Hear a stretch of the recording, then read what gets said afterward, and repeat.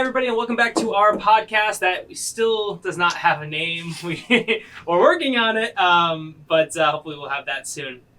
So we're on episode 3 of this podcast with our fun characters, and let's jump into a little recap before we dive into the episode for today. So where we left off, the party is on the run. After jumping out the windowed chambers of the King's Palace, the gang wasted no time and made for the Sky Rail Station, an intricate system of train cars used as the primary form of transportation throughout the city, for the higher classes at least. Once at the train station, Lacey tried to distract the guards by creating a burning smell that eroded from the train car that they were trying to board.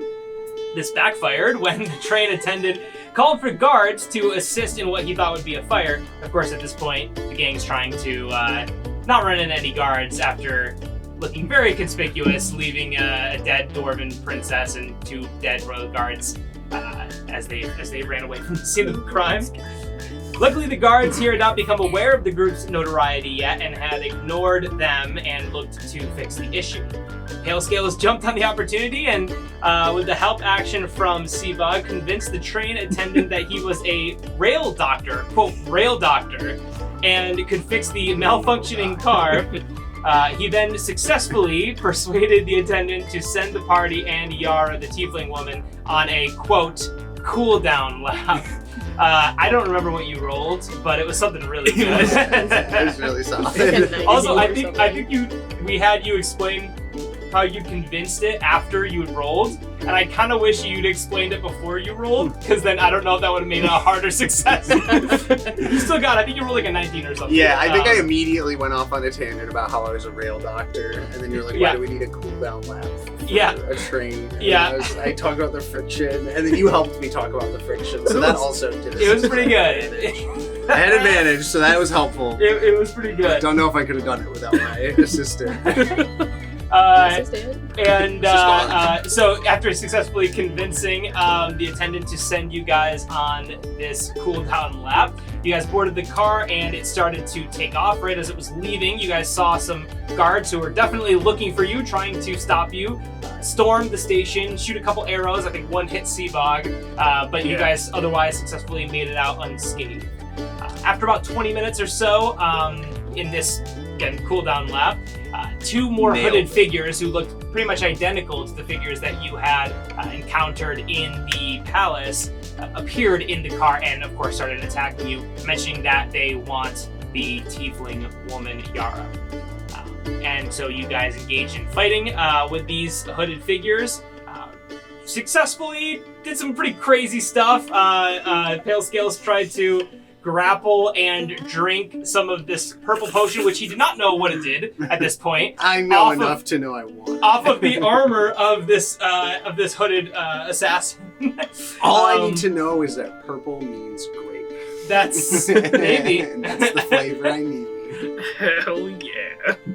And so as you guys fought, you successfully, after a good amount of fighting, were winning them, besting them.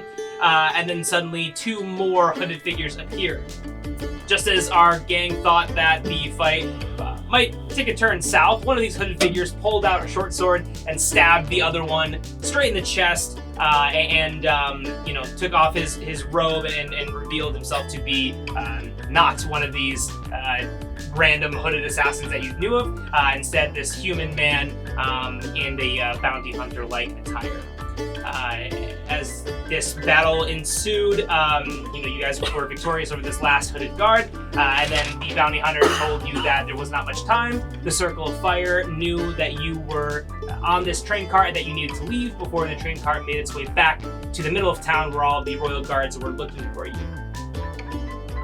Convincing you to jump out of the train car, you all made a jump. This bounty hunter figure sacrificing himself so that Pale Scales could cast Featherfall on the 4 of you, jumped to his, not death, but to his pain.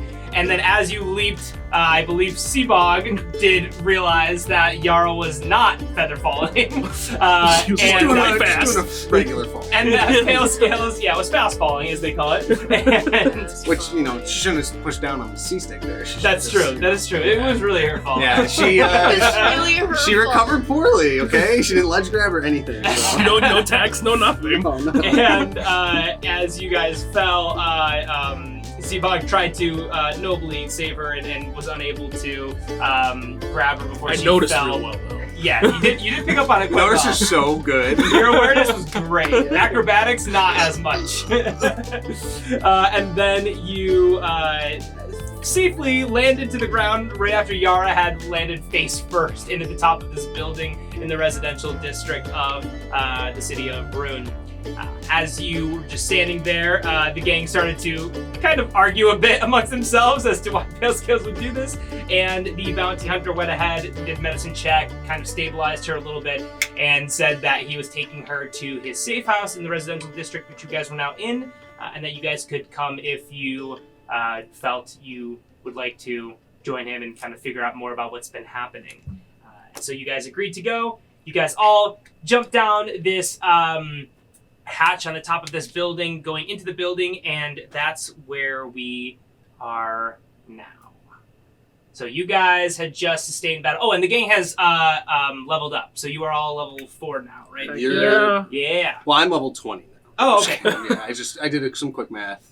Turns out I leveled up 9. 3 plus 1. I did some quick math. From actually those We've little been laps farming of off potion. screen. 3 You haven't plus seen 1 it, but equals 20. we've been harvesting some I actually crops. found some more of that potion on the dude's pants, and I lapped it up and got like a ton of levels. Yeah, it actually had nothing to do with like teleportation or anything that. It just teleported leveled me you to a higher level. It teleported you to your perfect. Yeah, it version of teleported yourself. me into a better version of myself. To your final form.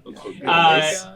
So you guys are now, jumping into this building in the residential district. You're following this bounty hunter who is carrying Yara, who is still very much injured. And you guys are kind of working your way through the building. Go ahead and give me history checks. Nat 20. Nice, okay. Plus 4, so 24. Okay. 12. We're doing theirs. Okay. 7. Okay, so, oh my gosh, I forgot your character's name. What's your character's name? Lacey? Lacey, thank you. Yeah. I said it just like 2 seconds ago. Barfella. Bartholomew, yeah. Barfella. Oh, Barfella. That's my So, stage name. The pukey Lacey, girl. as you're stealing into this building, you of course know that you're in the residential district, and you know, whether it be from things that you picked up while you were kind of in the city for 2 weeks prior to the celebration, the outskirts of the city where you are now in the residential district. It's not impoverished, but it's very different from the kind of center of the city where you guys were before, really close to the King's Palace. And the biggest difference you notice here is that all of this kind of beautiful bronzish, like clockwork machinery is not as prevalent.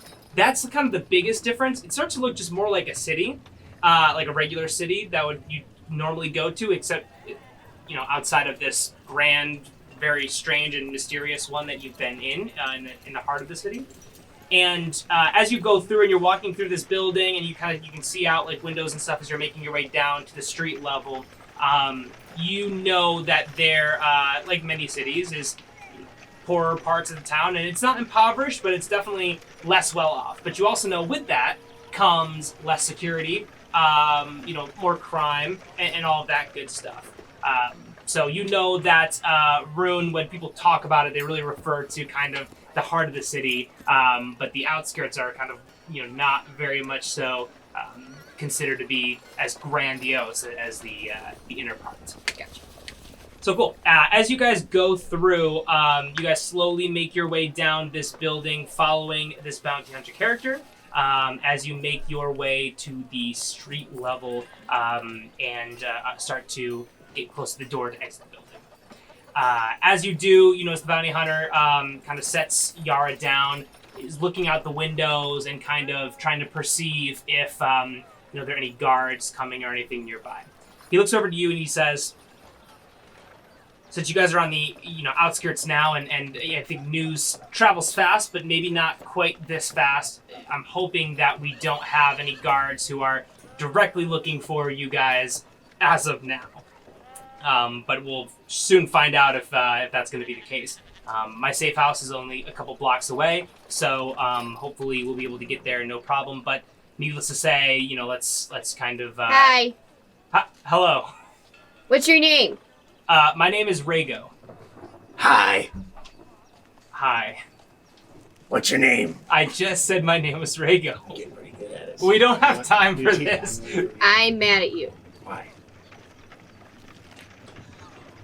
Hi. Are you a bounty hunter?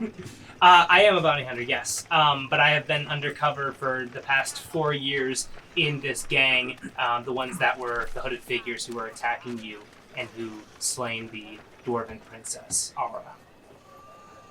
Why did you come get us? I know you guys I'm sure, have tons of questions, but we definitely need to get to the safe house before news breaks that that we're 4 fugitives on the run. Give us one good reason we should trust you. You guys seem, at least 2/3 of you, to care about this woman, and I stabilized her. I don't care about the woman. I know you're the 1/3 that doesn't. So give me a good reason to trust you. Okay, I can't. I stabbed somebody trying to attack you on the train. So did I, but I don't trust me. So why would I He trust looks you? back at you too. He's like, okay, I don't know how to convince him. Yes, we need to move. Let's make our way to the safe house, and I promise I'll tell you everything. So we're not at the safe house. We're at the street level. Yeah, you just landed on a building, like a random building. Oh, okay. And then And so we're you're about kind to of get- Went through making the your way ceiling down. hatch. Yes. Okay, so got you. Yeah, so now So, you're like- on like the floor level in this building. But that seems to be vacant, so that you haven't run into anybody here or anything. But it is also, as you look out the windows and stuff, you can see it is becoming much darker out. It's definitely, you guys probably. Helpful. What was that? It's probably helpful, but it's getting darker. Yeah. You notice that it's definitely like a little bit later than dusk. It's definitely getting dark. Like the sun is still shining a little bit, but it's kind of like this yellowish or this orangish reddish hue, and there's a lot of shadows now in the streets. So things are becoming a little bit easier to sneak around, but it's also going to be a little bit harder to perceive as you are kind of fumbling through this part of the city. So this figure Rhaego looks at you and says, all right, so, do we want to move to the safe house? It's about a couple blocks away. We're going. Fine. We can ask questions there and answer some. Okay. Come on, follow me, and let's try to be as stealthy as possible. So you guys make your way into the streets. So you see, as you kind of make your way into the streets here, again, much less grand, not quite impoverished, but not a very rich part of town. So you see people walking by. You definitely see a lot humans, elves, dwarves, all the people of different races. You notice that it's actually much more diverse around here than in the middle of the town, which it was, probably like 80% humans. So it's much more diverse here and things like that. Most likely to be kind of, immigrant families and refugees from the war who then moved to this city as a safe haven, probably, during the war, 5 years ago or longer. So it's, again, not an impoverished part, but definitely an area that is down on its luck and not one that you can walk through as safely as, let's say, the center of town. Can I see if there's any wanted posters hung up as we walk by? Yeah, go ahead and actually everybody go ahead and make a perception check. 10. Oh, I failed. 18. Okay, I so didn't see anything. as you're walking through, you're looking for wanted posters and things like that, and you do find some. A lot of them are like different kind of characters, just look very unsavory, kind of classic, maybe thieves or somebody who's killed somebody or something like that. You do see posters that are have wanted signs, but you don't see any for you guys. And you also know that obviously, you not that much time has passed since you were, left the middle of town. These train carts do move quite quickly, so that is both a great thing for you because you got out of there quickly, but also, and news probably hasn't traveled to this part of the town yet, at least not what from you can see with posters. But also, you do know that these rails are pretty quick, so it does not take that long for people who might have been chasing you to then get to this area. There's nothing for Yara or Tieflings, though. There are, so you don't see any. That's a great question. You don't see anything for Yara, definitely. Nothing for specifically her. And you don't see anything specifically for Tieflings, but as you go through with an 18 perception check, you're kind of like, walking by people coming back from, work and stuff and making their way back home and stuff again, nighttime, or it's evening. And, you can get a sense, just an overall sense, as you walk by, let's say, you guys can see people walking through, you see elves walk by, and then like a human walks by and the human like mutters something under their breath, or more often, even dwarves walking by and saying something under their breath when they're walking by an elf or even a human. So there is not anything, you don't see any tieflings in this part of town, and when you were in the middle of town you didn't see any tieflings either, besides Yara. She was really the only one that you had noticed, and that's why it was such a big thing. But you definitely can get the hints of disdain, Racism. Of what? Racism. Of race, straight up racism, yeah. Yeah. Great. Okay, thank you. Yeah, so it's a nice homey place. It's a nice homey place of racism. Yeah. Nice. So you guys all kind of look out. Rhaego also is looking out, and kind of gives you guys a nod and says, it's getting dark out, but we really shouldn't wait for it to get any darker and give any guards more time to catch up to our location. We should really get to our safe house as soon as possible. So I say we go now. He kind of looks at you guys for your approval. Yeah, let's keep moving. Fine. Okay. So you guys exit this building, this kind of like, vacant building. And as you walk through, again, you're seeing like these crowds of people. You guys are really not that conspicuous. Just because there's so many different races here, you're actually a lot more sticking out in the middle of town, where it was like far more gentrified, all like humans, right? So as you walk through, it doesn't seem like there's too much, going on in terms of people like paying attention to you specifically. It seems like people are just kind of doing their own thing and making their own way. So you guys start moving, you go through these blocks, again, sun's getting low, you kind of walking by all these different races and stuff like that. One of you guys just go ahead and roll me a d4 and give me a luck check. D4 is enough. Not just roll a straight d4, there's not a luck check, it's just a flat. At a 1? Eek. Okay, so you guys are walking through. And as you do, you hear kind of footsteps coming from behind you, and then you hear the footsteps get closer and closer and closer, and then you notice Rhaego kind of stops, turns around, and faces you guys, but you guys know that these footsteps are coming from behind. So you all turn around and you see this hooded figure, who does not look like the same hooded figure. This hood looks really raggedy and not as formal or kind of even religious like the hood that Lacey is wearing that you saw from the assassins who attacked you before. And you just see this figure just pull out a dagger and just say, "I don't want any trouble. Just give me all your gold and I won't kill you." I have a straight up bomb, dude. He says, "What?" I just pull out the vial, just look at him. He says, I don't know what that is. Just give me your gold." I'd like to attempt to intimidate him. Okay, cool. I step in front of Lacey. And I puff my chest out in a way that I would think is really intimidating, but I don't actually know what that looks like because I'm not socially adept enough. So I just kind of like, "Hey, He's so close. see these scales? What color are they?" They're That's what- right, they're pale.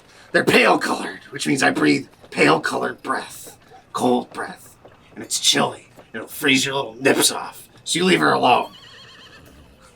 I'm gonna say roll an intimidation check, and I would say roll with disadvantage, but I'm gonna say Rhaego kind of steps up and also just kind of like confronts him and gives you advantage. A 3 Oh, plus my no. 3, which is a 6. Okay. So you roll a 6. This guy just looks at you, and it just makes a jab for you. Go ahead and roll shit. initiative. Okay, alright. I'm still mad at you. 13. 4, which minus 1's a 3. Oh my goodness, I am not rolling good. That's a 9. Okay. Does anyone even have gold besides me? I do. We all I think you got. started with- I think you started us all with 10. Yeah. Oh, okay. You just got 16. 16 pocketed. Can go. Yeah, Okay, yeah, 16. so what was it you guys rolled again? 13. I got a 9. I got a rock. I got a 4. Oh. Sorry, Seabog, what did you get? 9.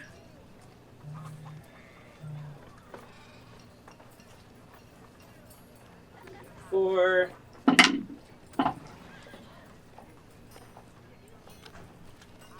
Rhaego did not do well. Hot, hot. Yeah, it's going good. Love it. Pretty cool, pretty cool, pretty We cool. get DPK'd by 1 more gold. Just one. Not even full like person. He's just. Okay, this thief kind of makes a jab, and right before he makes contact with you, Pale Scales, Lacey, you kind of see this coming and get the drop on him. So go ahead and act first. Initiative. What's your initiative? This is +2. Yeah. Mine's a 4. Mine's Oh, plus yikes. 0. And I'm Yes. You suck. Mine's plus 0. So I'm But before we get to that, let me tell you about today's sponsor. Hi everyone, Cole here. I just want to quickly talk to you about We Ride Games, the sponsor for today's episode. We Ride Games is a 4-man board game company that's come out with a couple of games on Kickstarter in the past and now is launching its newest game, Dungeons & Co. Dungeons & Co. is a really fun tower defense / tile placement game where you're playing as a contractor in a D&D universe. You're hired by an evil empress to build out the most badass dungeon you possibly can, using different kind of traps, items, and even orcs to make your dungeon stronger, and to destroy all of the pesky adventurers who are coming through trying to steal your empress's gems. We're super excited for the launch of this game, and I personally can't wait to get my own copy. And if you want to learn more, click on the link in the description or go to www.weridegames.com and you can find out more about its upcoming release. Thank you guys so much, and let's get back to the episode. I'm gonna go kind of around. I'm just step to the left of Pale Scales and go, I'm still mad at you, and hold out my hand and cast Hold Person. Okay, cool. What does he have to beat? You have to beat it is a wisdom saving throw. The spell DC is 13. Okay, so he's got to make a 13. Oh, his wisdom's actually not terrible. Doesn't hold it. He gets an 11. He does not make He it. fails. So he is paralyzed for 1 minute. Okay, so you see this figure kind of like pulls out this knife. It's very obvious that he's, an aggressor. He's trying to steal your money. He kind of makes a jab, and right as he first starts to even move his knife in your direction, Pale Scales, Lacey steps to the side and says, I'm still mad at you, and casts Hold Person on this figure. Just goes, wait, hold on, let's talk about this. And anything else you'd like to do with your turn? No, I'll hold for now. Okay, and so he can try to break out every turn he has, right? Yes, every turn he Makes that wisdom.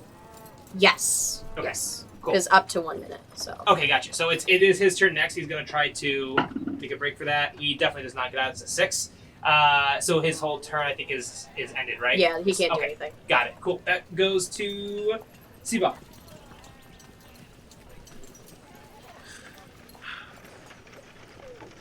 Stopped him. Yes, I see that. That's great job. Good job. Are you going to Stay keep mad. trying to steal gold from us? Yes, You that's can't the do it. thief. After, yeah. Sorry. The To the thief, thief. looks at you and he says, well, I didn't realize you guys were so well-abled. I'll leave if you let me go. You tried to stab me. He doesn't know, but you kind of deserve it. That doesn't matter. Can we just walk away from this one? I push him a little bit. give me an insight check. Into me? No, it's me. Yeah. His pale It's skills. like, do I roll are against real. it? Good thing I got. no. Oh, I roll for insight? Not me. Nah, just Seabog. Oh goodness, that's only It's gonna be a only 19 10. at the rate. Plus Okay. 5. Yeah, I know. +5. Nice. You are. He seems scared. Yes. You think it's likely he's telling the truth. We just walk away from him. We can literally walk for a whole minute away. Alright, on your Unless back. he makes the saving throw. And then he might try to stab me again. I'll be in the back. If it is any consolation, I have to be somewhere. This is kind of on my way home. I definitely won't try and follow you guys. I'm hitting him now. I'm sorry. I'm hitting him now. I didn't like the... Come on, that's so sus, man. Come on. Completely. I'm not a troublemaker inherently, but that's just sus, okay?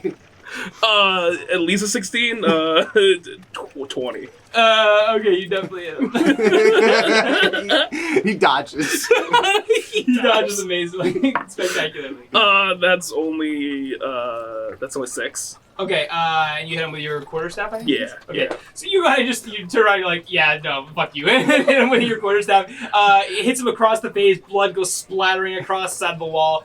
He's still up, he's like, I swear I'll let you guys go. I'm not trying to do anything. Can we see his face?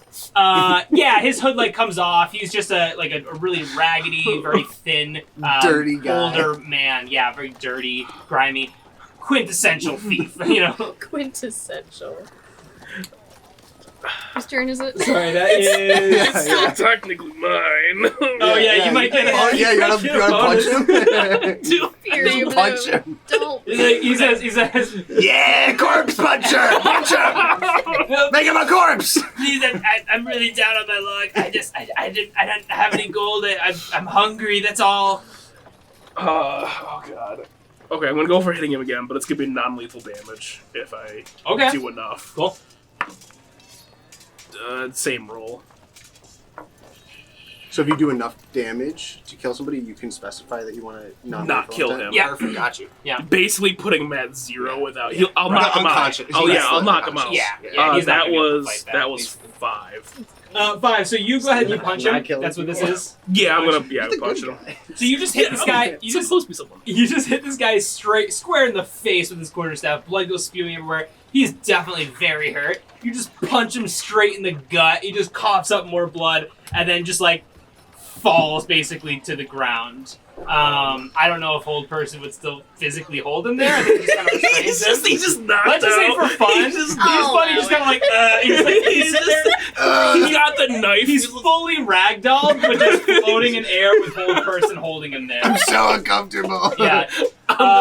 He's basically out. He's conscious, but really out of it. And so now he's just kind of floating there, I'm not gonna do anything. Does he have a pocket? Does he have a visible pocket that we Yeah, can just, he's see? got pockets. On Okay, him I was and because stuff he said he had a that. cloak on. I'm Yeah. just gonna throw a gold piece in his pocket, and Wow. Okay. we're gonna carry on. I'm gonna see. You can roll with disadvantage if he even notices. He doesn't notice. Okay, So that's you put a fine. gold piece in his pocket? Yeah, I put. Do I notice it? Roll a perception. Wait, are you trying to hide it? I wasn't. So Okay, so go ahead and just do it. 14 It'll be an easy to minus 2 is a 12. I'm gonna say you still do it. It was gonna be a skill check of 10. So I you see notice him do it. Okay, Yeah. I immediately, as soon as Seabog turns around, reach my hand in and take the gold piece out. Okay. And I take his dagger if I can. You have a rusty iron dagger with you now, And as I'm and walking, one gold piece. as I'm walking off, I lean in real close next to him. You're a fucking asshole. He goes, I know. Cool, as long as The you know. spell I just- drops. As you whisper in his ear, he just falls down. Oh shit, Drops this guy the spell. fainted. Whoa, it's crazy. Looks like someone beat him up. And I leave. Shut You see up. people walk by, just kind of look over, and are very much so when you're on a subway, there are street performers they know you, but they hear you, but they're very much so not trying to make eye I've got the contact. hat in my hand, They're like and they're like, hiding their Yeah, they're faces. walking away. You see like some people like that were coming down the street before just have stopped and just like kind of turned the exact other way. Oh God, no. Kind of like, oh yeah, I forgot this thing, and then start turning around, going the opposite way, totally ignoring you. So as this happens, Rhaego looks at you all and just says, "All right, that was unlucky, but we really need to move fast." And as he says that, you guys kind of feel this like this subtle kind of almost like a shock wave, not something that would actually hurt you or knock you down, but this kind of like this energy, this kind of arcane energy, just kind of like barrier of power, just kind of fly through. And as you feel it come past you, fly past you. You hear this booming voice, and you just hear, "This is King Bjorn. There has been an attack on the dwarven princess Ara's life. There are 4 fugitives who go by the names of Pale Scales, Lacey, and Seabog. They, as well as a Tiefling woman, who are all wanted for the murder of this woman. If anyone sees these figures," and he kind of explains, your details and things like that. Please do not try and apprehend them. They are known to be dangerous. Please alert guards who will be circling the city, and they will be brought to justice in the keep of the king." And that kind of energy just kind of dissipates. You can kind of hear the reverb of his voice just kind of fade out. Was it like a sound outside, or do we all hear this in our head? So roll an Arcana check. Oh goodness. Just It's going to be pretty easy. Everyone can go ahead and roll it. It's pretty easy. 15. A 10. Okay. I'm not rolling. Even with a 10. 23. Yeah. Even with a 10, you guys all know, you can tell that this is a magical force that can obviously make you heard, but it is like an actual like sound. It's not like a mental. Yeah, that's okay. That's enough. That's So, the base of what I wanted to know. Yeah, so you know that like this is booming. Yeah, everyone heard. Oh, I figured. I just wasn't sure if it was like Yeah. we all heard it in our head, or if it was like speakers, basically. Oh, gotcha. That's Yeah, what yeah, basically kind of like speakers. Telepathic Okay. versus actual Yeah, sensory. Right. Yeah. Yeah. So Rhaego just kind of looks at you and says, "Well, I think we took a little bit too long, but let's keep moving to the safe house." So he just kind of, again, carrying Yara, moving as fast as he can, just darts kind of across the street in a southern direction that you guys were initially going on before stopped by this thief. So I'm assuming you guys follow along with him. He brings you to this even like deeper kind of into like the poorer parts of town. And you see this kind of like 3-story brick building that he leads you in. As he kind of creaks open this door, see like there is a lock on the door, but it's like doesn't work, and it's kind of like fangled and like it's falling off. Kind of like my door upstairs. Excellent. And yeah, he turns the knob, it just comes right off, throws it over his shoulder. Cole's house. Kind of nudges the door open. Little background info for the audience. Yeah. Nudges open the door and kind of carrying Yara and starts moving his way up the stairs. As you guys enter this building, it's very, kind of think like, very run down, of course, in a medieval fantasy setting, but like New York City kind of apartment, kind of, very little space, dirty. There are definitely rodents running around. And as you kind of follow him up the stairs, he leads you to this room, takes out a key, opens his, sticks it into the lock, kind of creaks the door open. And as the door opens up, you can very much get the sense, like the idea that like, this door has been shut for a very long time. He hasn't been home in a very long time. As you walk into his safe house, as he calls it, you have like a feather, bed made of feathers, medieval. In the corner, you have just books kind of scattered around, kind of this classic. Investigator kind of chart like on the wall where he's kind of trying to figure out clues and such, as well as like a table that has some books open, some notes, and all this kind of stuff. So you kind of walk in and it's a mess and it's just covered in dust. You see he kind of brings Yara over to like a couch like piece of furniture, sets her down and just kind of makes her comfortable. And kind of stands up, looks around, is like, home sweet home. It's dirty. Reminds me of home. He looks at you guys and says, "Yeah, pardon the arrangement of everything, and of course the dust. But I've been undercover for about 4 years now, so it's been quite a while since I've been here. And you can see that there's like a window that's like in the corner that's broken. He's like, seems like there have also been scavengers, so I'm just going to go look through everything and make sure all of my valuable stuff is still locked away. Excuse me." So he kind of goes into the other room, not a very big area, so you can still kind of hear him going through stuff and just taking account of everything that's in here.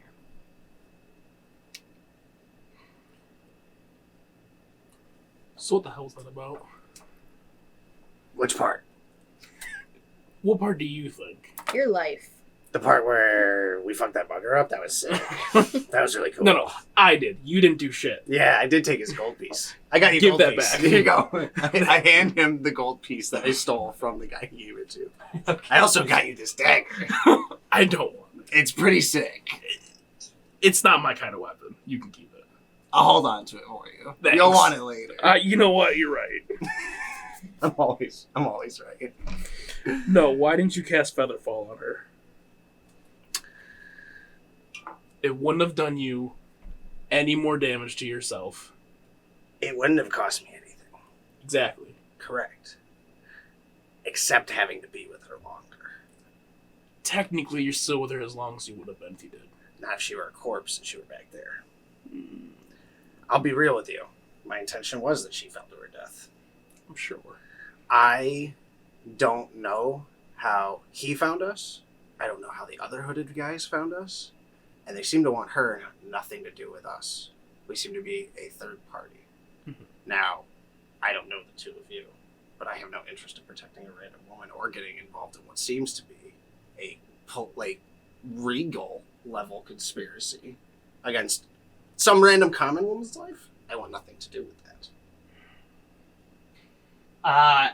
As you guys are talking about Yara and kind of getting involved in this, you hear Rhaego kind of come back. And he says, "All my gold's gone. That's really freaking cool." But he kind of like brings out this chest that's been like just battered and broken into, and the lock's been broken. He's like, "But whatever. I mean, I guess that's to be expected when you live in a dump like this." But he kind of sets it down and he says, "Okay, so I'm guessing you guys want some answers." Yeah. He sits down. Gets you guys some water or like tea or whatnot. And just kind of sits down and kind of motions for you guys to take a seat on the random pieces of furniture that are all super dusty and all throughout his apartment. The non-chair chairs. Yeah. Lacey just takes off her hat and sits on it. I find the dustiest piece of furniture and sit down in it enthusiastically. Like I'm You're right like, at home. oh, yeah. The dust angel. Like, I take a little bit of the dust on like the head of maybe the chair and put it on my shoulders. I'm like, yeah, that's a good dusty feel. I'm right at home. I like your place. You see Rhaego's like totally not really like picking Just up doesn't on care. how weird you're being right now. Yeah. And just kind of like thinking, he's like, oh my god. he's like, yeah. He sits down, he says, "Okay, so I'm a member of a group of bounty hunters who, normally are just sent on missions to bring in fugitives.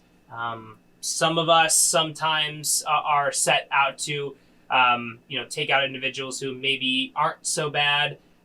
However, those bounty hunters are really more for profit, but for the most part, I work with the people who are trying to keep the realm safe.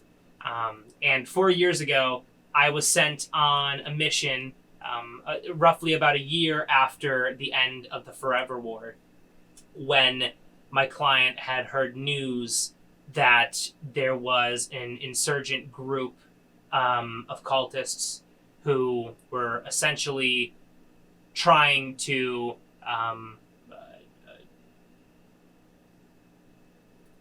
cause acts of violence and essentially acting as if the war had no longer ended. They were originally part of the Tiefling Empire, but then when the Emperor surrendered, they decided to go on their own accord and continued to make attacks on human, dwarves, elves, and continue to do this.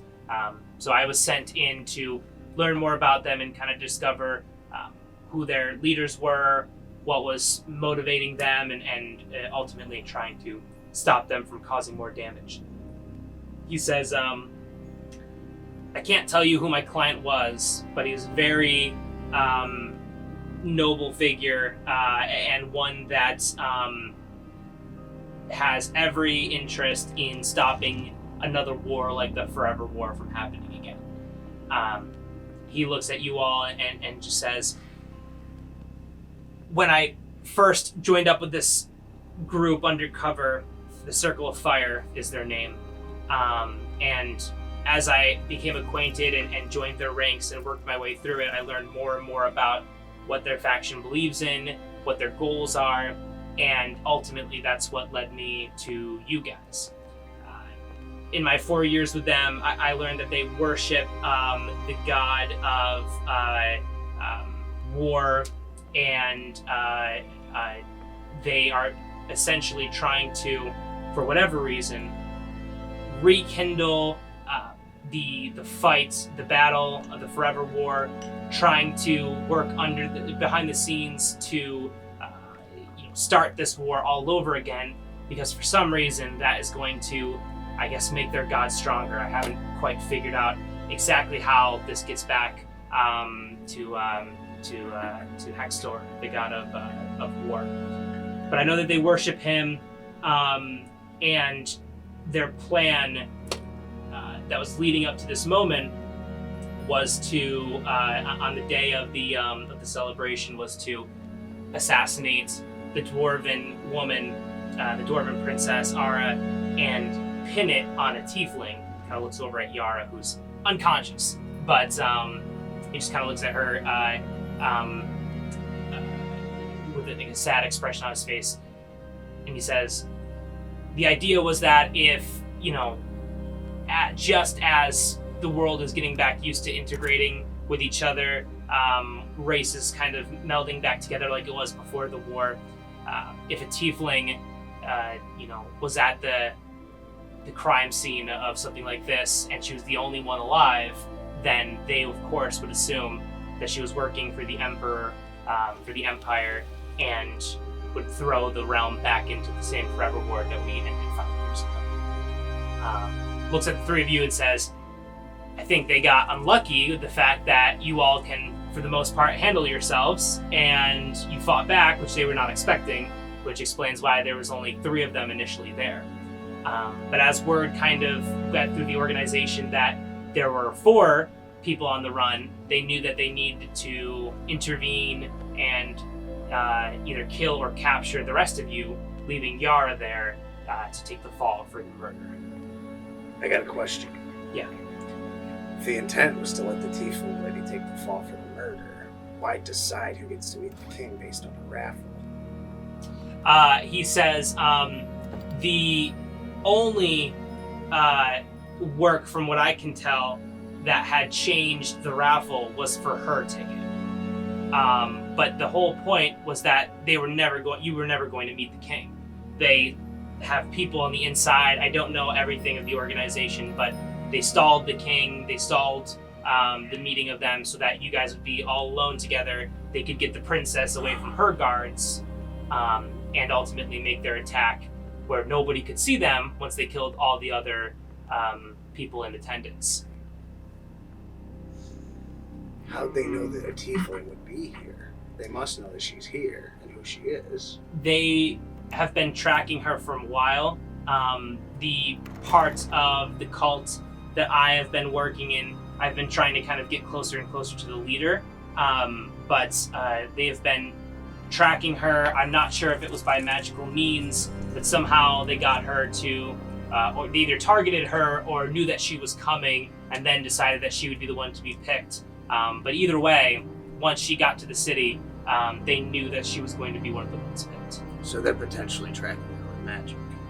He says there very well could be. And they're also the Tiefling Empire, especially during the Forever War. The first people who suffered under the Emperor were the Tiefling people themselves. So they definitely do not, it's better now, but it's recovering. But during the war, they were not, experiencing any kind of freedom or rights. Question, Rhaego. How do we know they're not tracking her right now to here? He says, as far as I can tell, they did not know where she was at all times, but they did know that she was in the car. That's how I was able to find you. There is a chance that she is being tracked, but luckily there are runes in my safe house here that prevent any kind of magical tracking. Would detect magic give me an idea if there's a tracker on her? It would only, I can tell you, magic detect around her, right? He nods at Pale Scales and says, you may be able to pick up on the fact that there is magic, but probably not exactly what it is. Gotcha. I wouldn't know that in character. I'm not smart enough about magic to know that. That was out of character. I feel like you should know.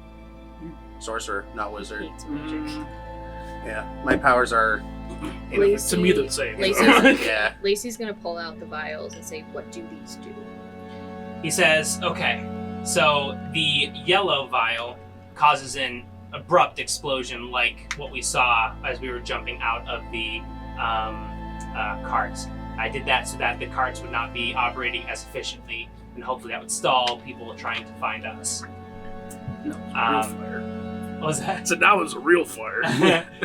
He says the orange signals for help and acknowledges other people in the cult that they should be coming to help. It's a form of communication. And the purple transports them to very specific places. Is it different for each vial? Each purple vial? Yeah.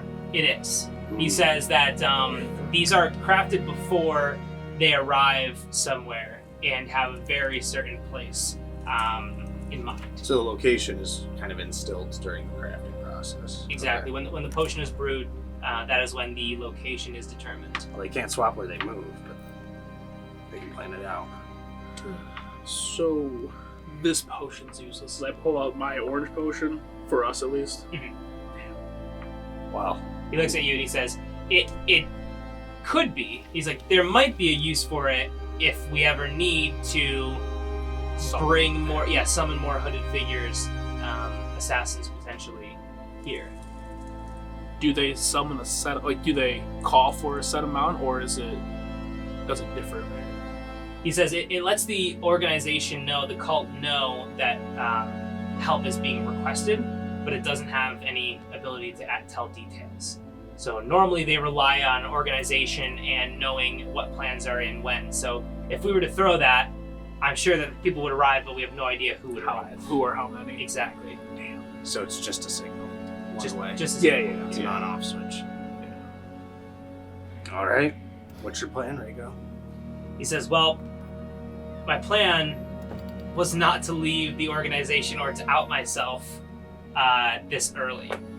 Now, there are no living hooded figures who saw me assassinate the one I came with. However, my absence already suggests that I'm dead, and if I show up again, they will know that obviously I did not die and something must have changed. So I would have to explain myself in some convincing fashion, or be executed on the spot if I were to attempt to return. I got an idea. He says, I'm all ears. How interested are you in reestablishing your cover? He kind of thinks, pauses for a second and says, I do think it would be necessary. My research and my findings into this organization were not fulfilled. My task is not complete. So I can't imagine there's another way for me to do it other than reestablishing communication with a damn good story. Come on. I'd like a moment to talk with the other two privately, if that's okay. He nods, he says, of course, I understand. I literally just met you an hour ago, so I totally understand. And you see he kind of gets up and kind of walks out of the room. He kind of goes to the front door and says, I'm going to check and if possible, strengthen any kind of magical ruins that we have on the outside of the building, just to help to ensure that any kind of magical tracking on Yara is being canceled out. Fair enough. So he walks outside and closes the door behind him, and you guys are alone in there with Yara, who is unconscious. How do you two feel about him? He can be useful, information-wise at least. You trust him? I don't know yet. I don't know either.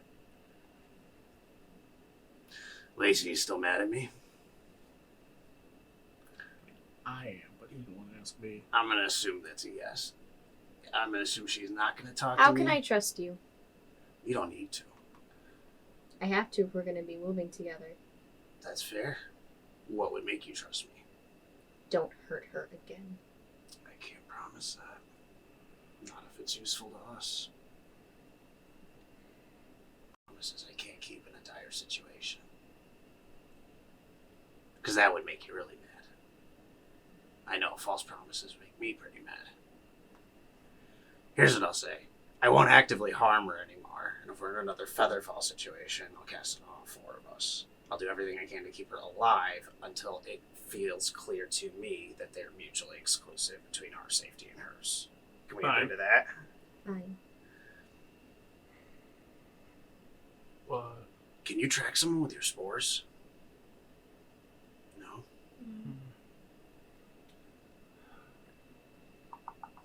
Doesn't work like that. I don't trust leaving this Rhaego guy off on his own again, but I also don't know if I like him walking around with us. We might have to leave him alone for a little bit. Have a way to get back to him later. Best way might be to... I mean, this is my original thinking. Since we all gotta trust each other, I'll be open about it. I was thinking we suggested the guy go back with an injury. Oh, I was definitely thinking that. Yeah. If he's going back, he's got to go back hurt. He's gotta go back hurt by something that only one of us can hurt him with. My stickers. Your stickers. Yeah, Your spores. I was thinking you fungus this guy's face up real bad, and they're gonna believe anything that he does. Or says. Anyone can punch him or stab him, so it's probably you. Okay, let's see what he says. So you guys continue talking amongst yourselves. As you do, you see Yara stirring. You guys know that she was stabilized, but of course she's a civilian, so she is very much hurt and probably not really able to walk or very mobile whatsoever. So as you are kind of talking, you hear coming up the steps coming up, and then Rhaego enters the room again, closes the door behind him, and he says, "All right, I have good news and bad news about the runes. The good news is they're still holding, but knowing now what I know about the cult, the bad news is that they're tracking spells and what they cast on people they are looking to follow and harm are probably stronger than my runes that are on this building. So it's offering us some protection, but there is a chance that they can get an idea of where approximately we are, but they wouldn't be able to find exactly where she is in the building."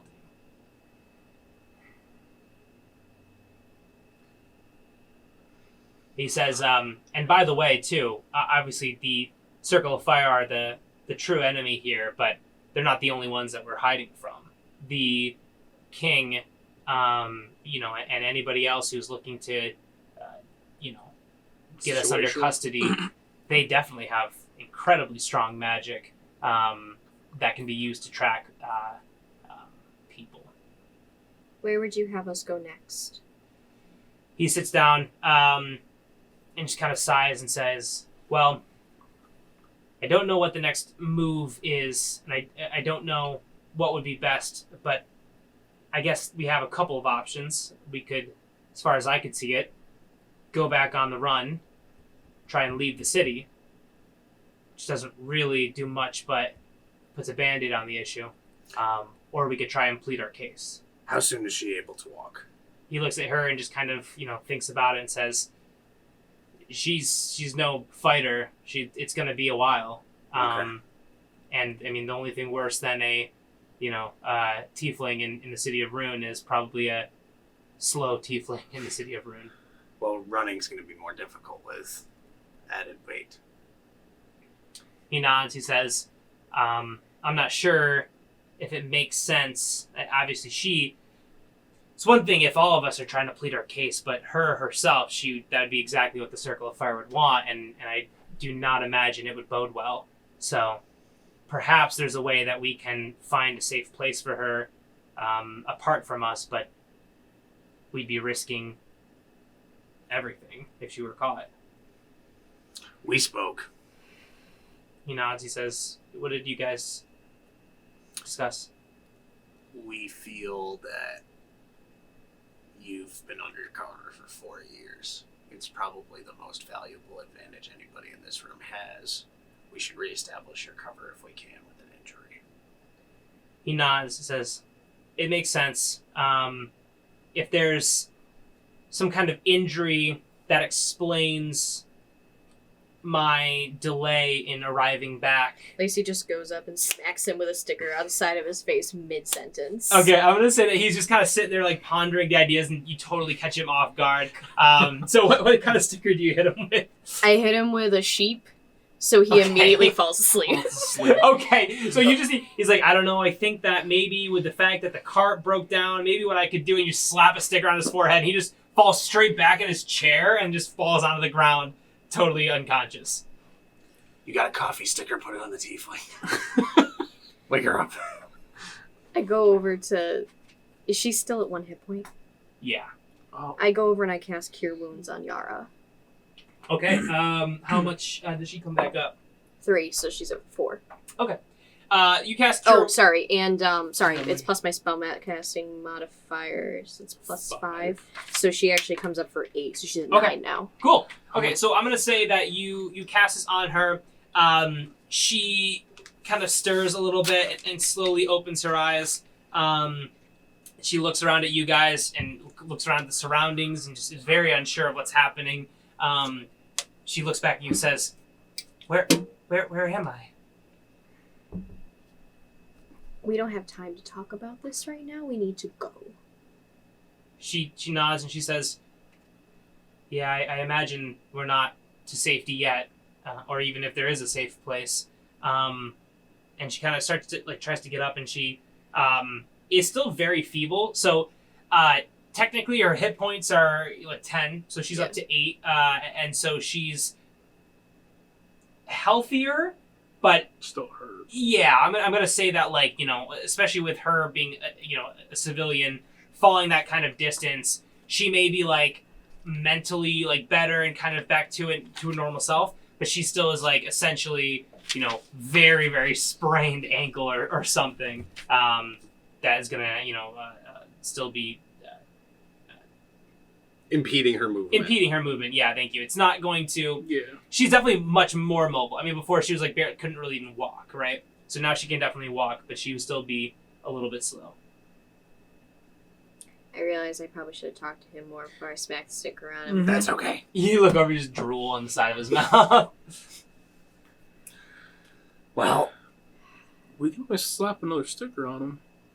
Because we still technically didn't really hurt him, and we should have done that first, too. You got any to grow the shrooms out of his face or out of his eye socket so it doesn't fuck him up, but he looks fucked up? You know what I mean? It's gonna fuck him up. I mean, you can fuck him up a little bit, but not permanently. Heal him. Lacey takes out. She starts going through her menagerie of stickers, and she just finds this purplish blue one that she pulls off. Okay. And she heads over and she puts it right on his hand, and you see that there is kind of a decaying almost look to the arm. It doesn't actually do anything, but it just shows the kind of a gray sort of color that goes up his arm. Okay.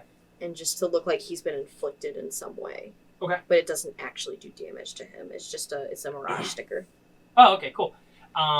Cool, so you put the sticker on him. Does it wake him or anything? No. Okay, gotcha. So you see this decrepit kind of sensation come up his arm. Looks quite convincing that he was definitely in some kind of battle that scarred him.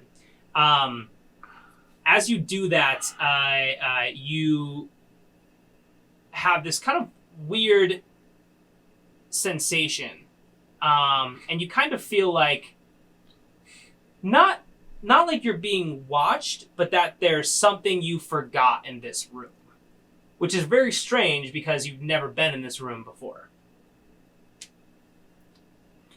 Can I make a perception check to Yeah. see what's going on? That's not great. 13. Okay, so you just get this kind of weird sensation, and you're just like, obviously you've been on the run, it's been kind of crazy. Maybe your mind's just kind of playing tricks on you and during all this stress or whatever. But then you kind of gather yourself and you're like, no, there's something weird happening. Not dangerous, but just strange. And you have a feeling like there is, again, something that you're forgetting, like an object or something. There's something in this room that I need. And I don't know what it is, but I need it. I get that feeling all the time. But it's usually about everything in the room.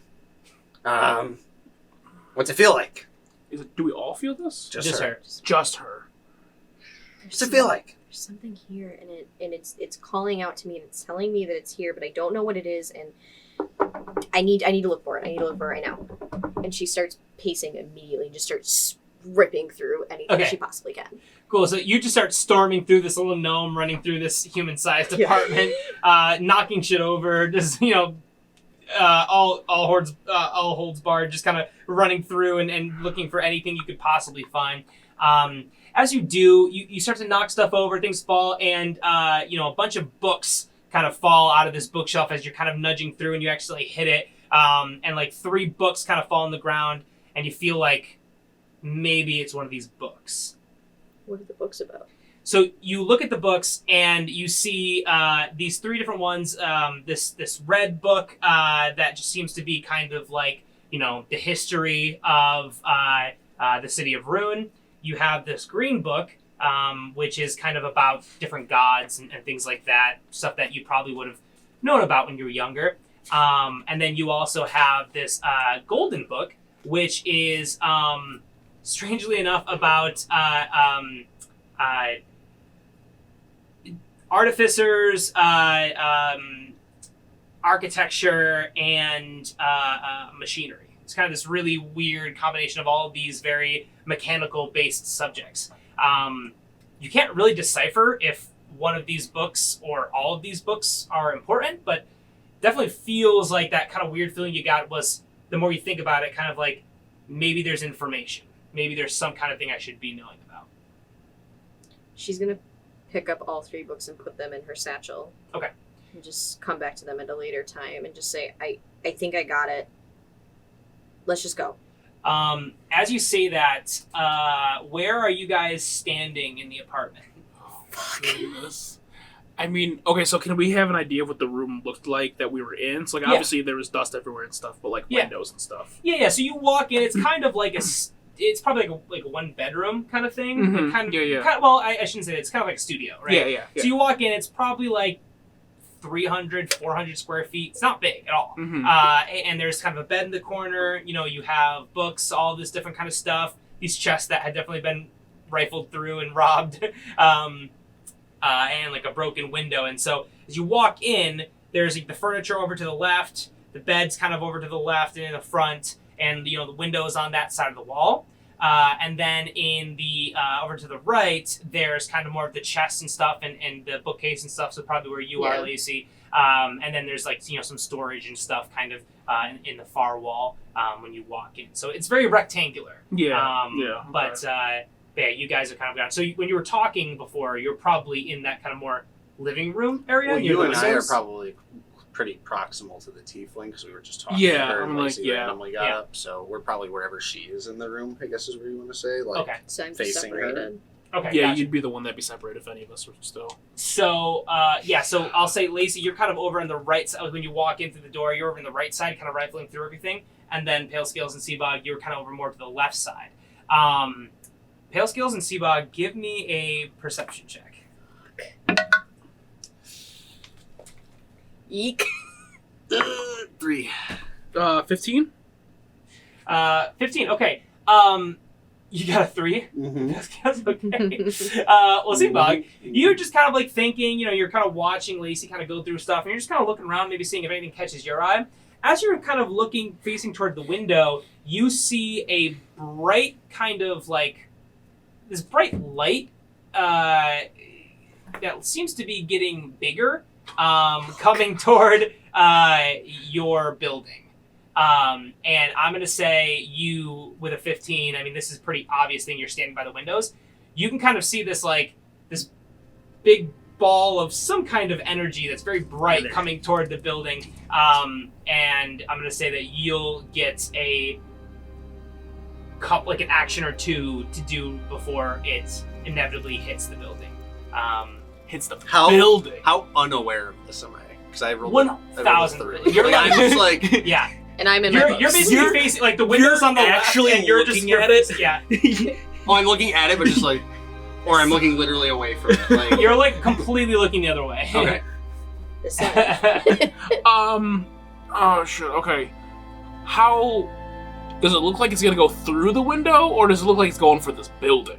You see it heading in your general direction, and it's pretty hard to make out. It's happening pretty quickly. It's hard to make out Fair. how big this thing is, what exactly it is, or what's it coming from.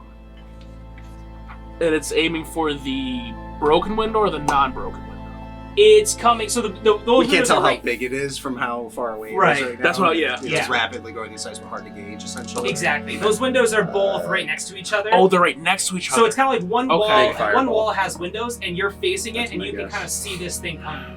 So I'll basically say that you have like one general action, or maybe like one action, like maybe like a small movement or something. It's not like a specific turn, but it's like you get like a split second to do something quickly. I can't do anything. Well, I mean, yeah, but like I'm trying to think if I can physically do something. Ugh. Okay. I mean, I am shouting.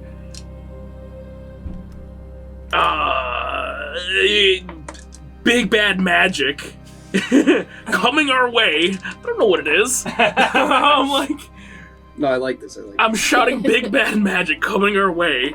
I am trying to grab. Oh, I'm trying to grab both the Tiefling lady and I can't remember his name right now. Pale skills? No, not Rhaego. not you. Rhaego? Yeah, Rhaego. Oh, because he's Okay. asleep, yeah. Yeah, because he's asleep. Yeah, so I'm trying to grab them, and we're still somewhat close to the door, right? Because that's kind of how it would have worked.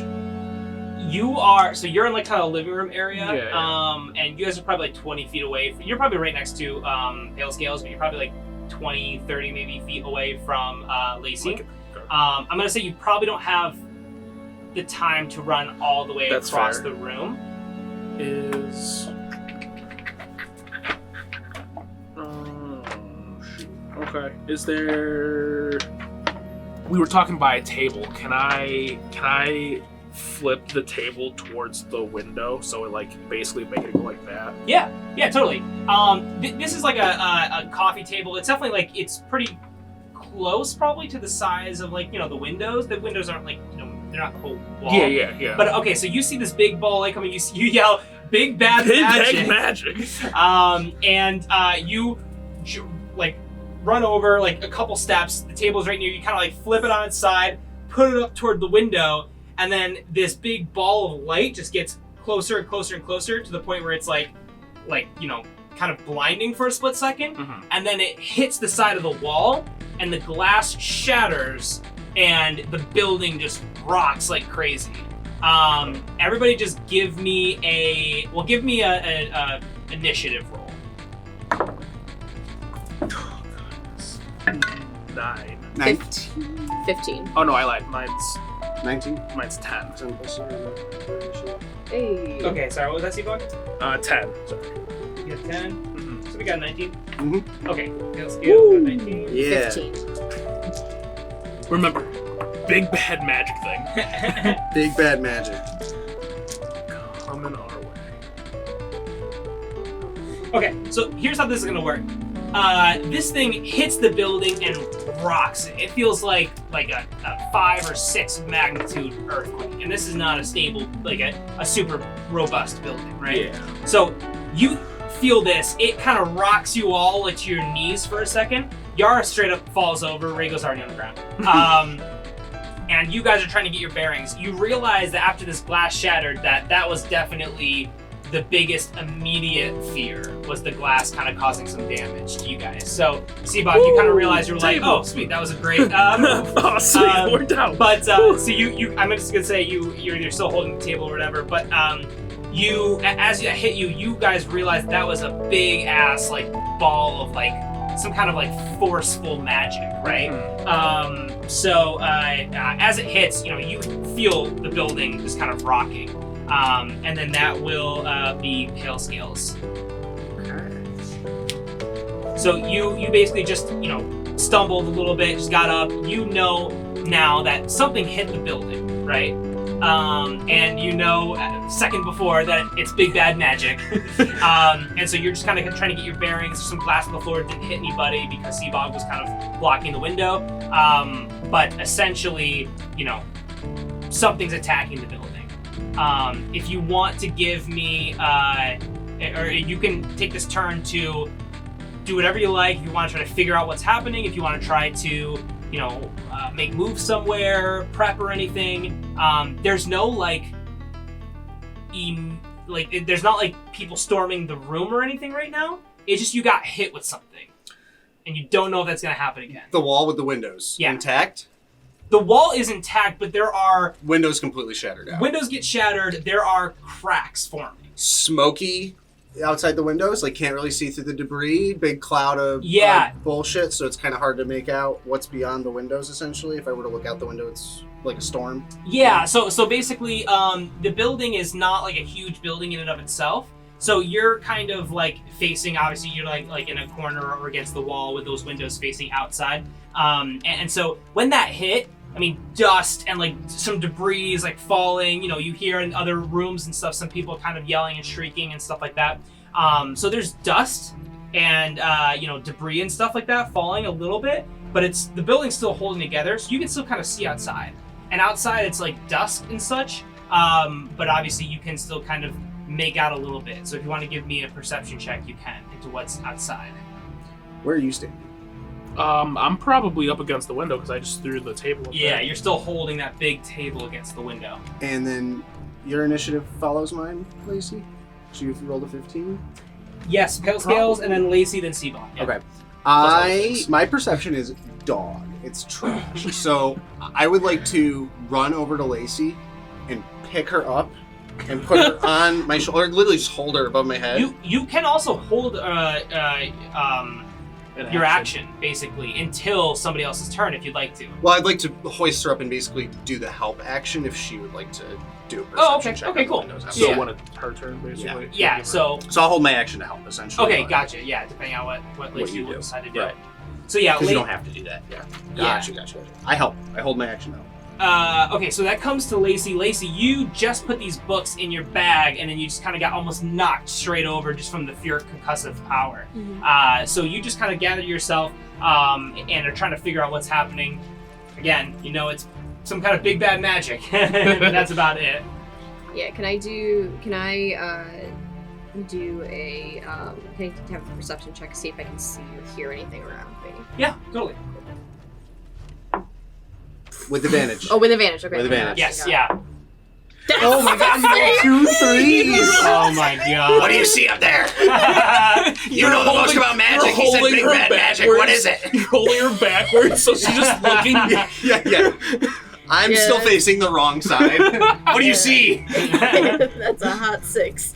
So Lacey, you kind of get up trying to figure out what's going on. Pale Scales immediately just clocks you and's like, let's do this. Runs up, picks you up, holds you up, and you're facing the wrong wall. What do you see up there? And you're just like, what? And so you just kind of try to turn around and kind of get a view of what's happening.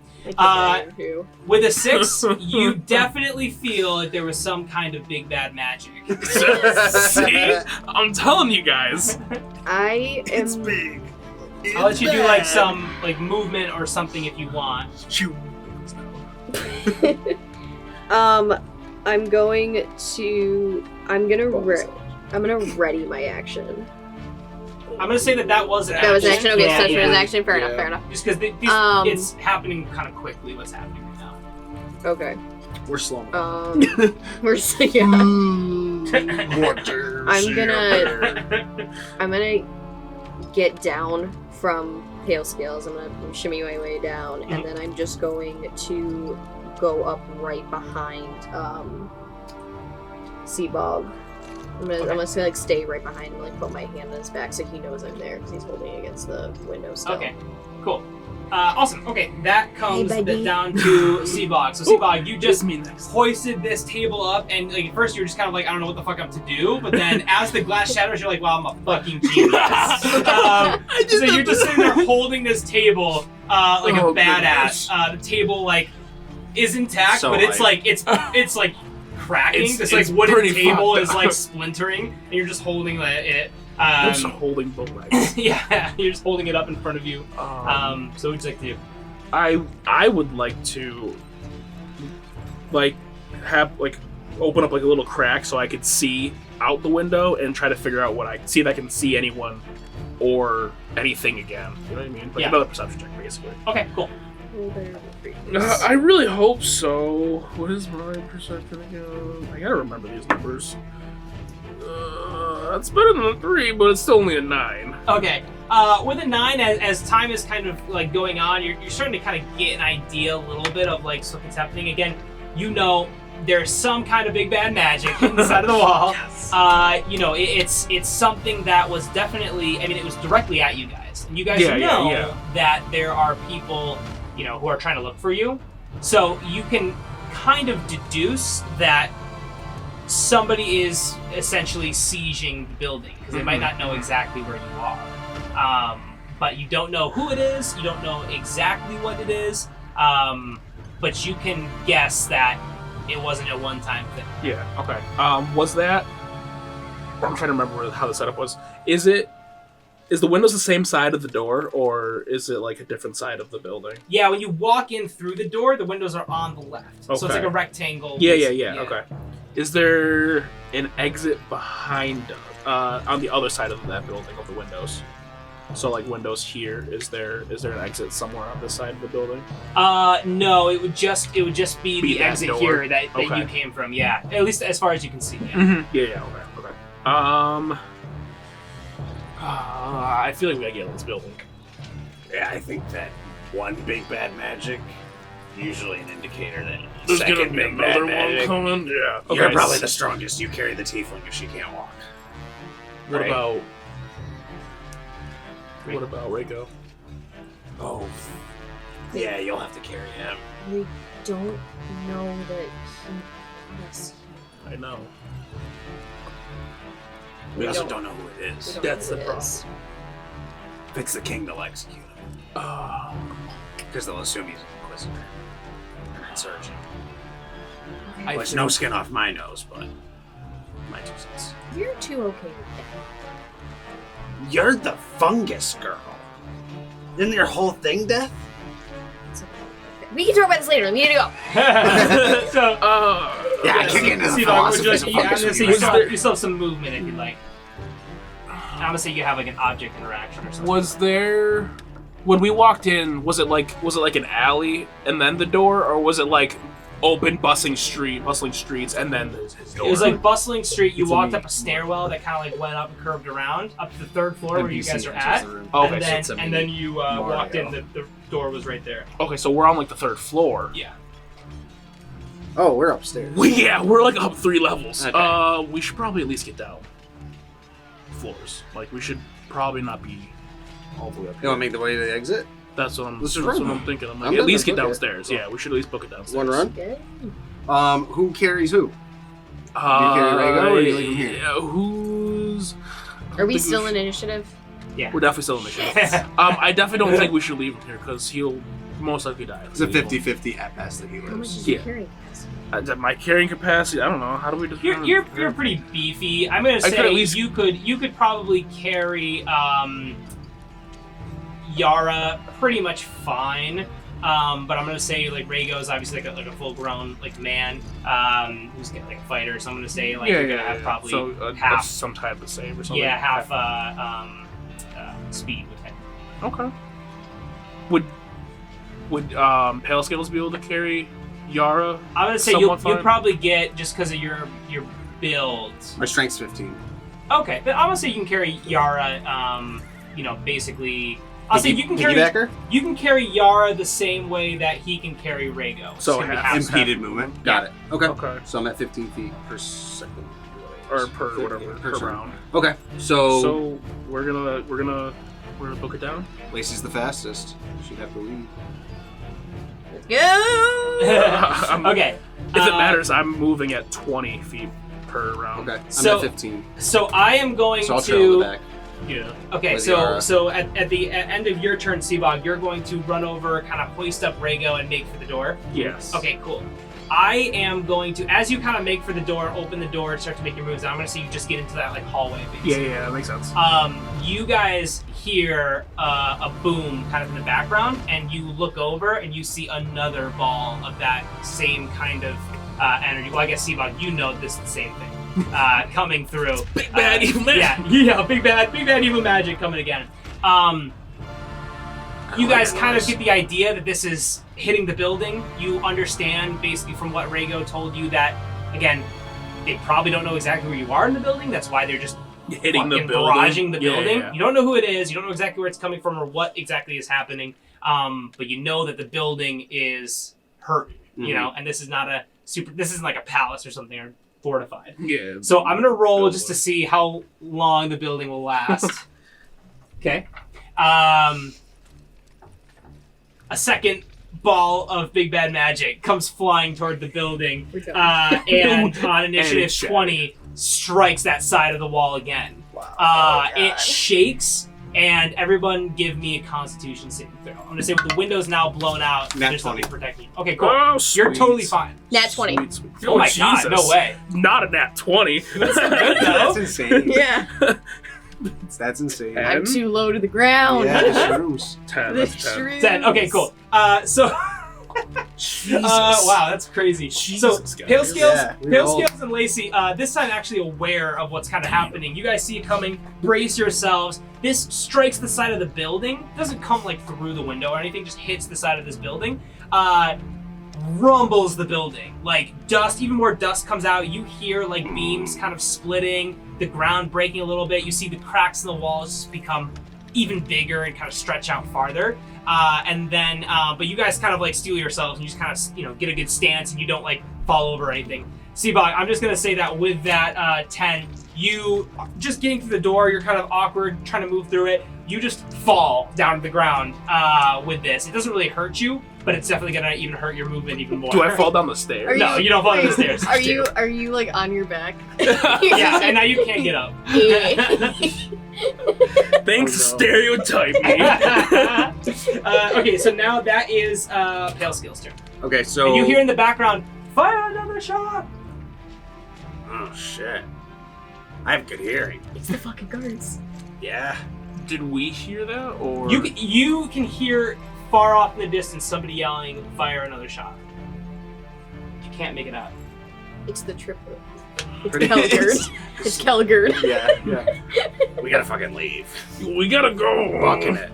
Let's make moves. So I step over Seabog and continue to just advance toward where Rhaego led us in, trying to get to the exit. Okay, so you're taking Yara with you, is that what you said? Okay, cool, got you. So you pick up Yara, you make 15 feet of movement. I'm gonna say you can get past, you step over Seabog and kind of start to make your way, starting to go down the stairs. Got you. Anything else you'd like to do? No. Okay, No. that comes back to I'll hold my action. Lacey, what would you like to do?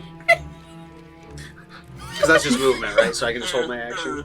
Yeah, I'm gonna say you can still hold an action, yeah, for sure. She starts laughing.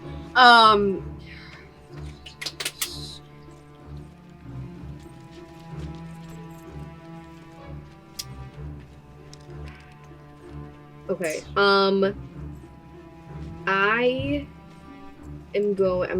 gonna keep booking it down as fast as I can. So I have 30 feet, 25 speed, so I'm going out 25 feet. How far are they, like 10 feet apart?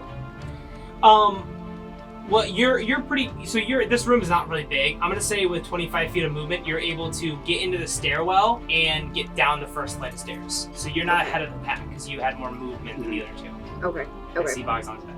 Okay.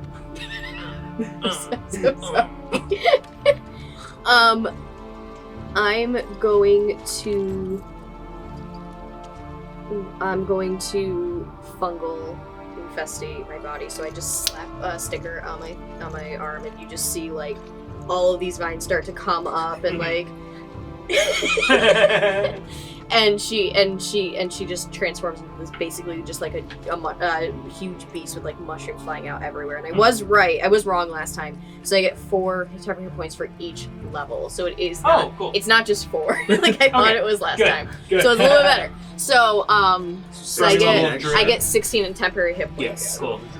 So I will do that, and then I will just. But before we get to that, let me tell you about today's sponsor. Hi guys, Cole here. I just want to quickly take a minute and tell you about today's sponsor for this episode, which is actually my company, Jarvis Media Consolidated.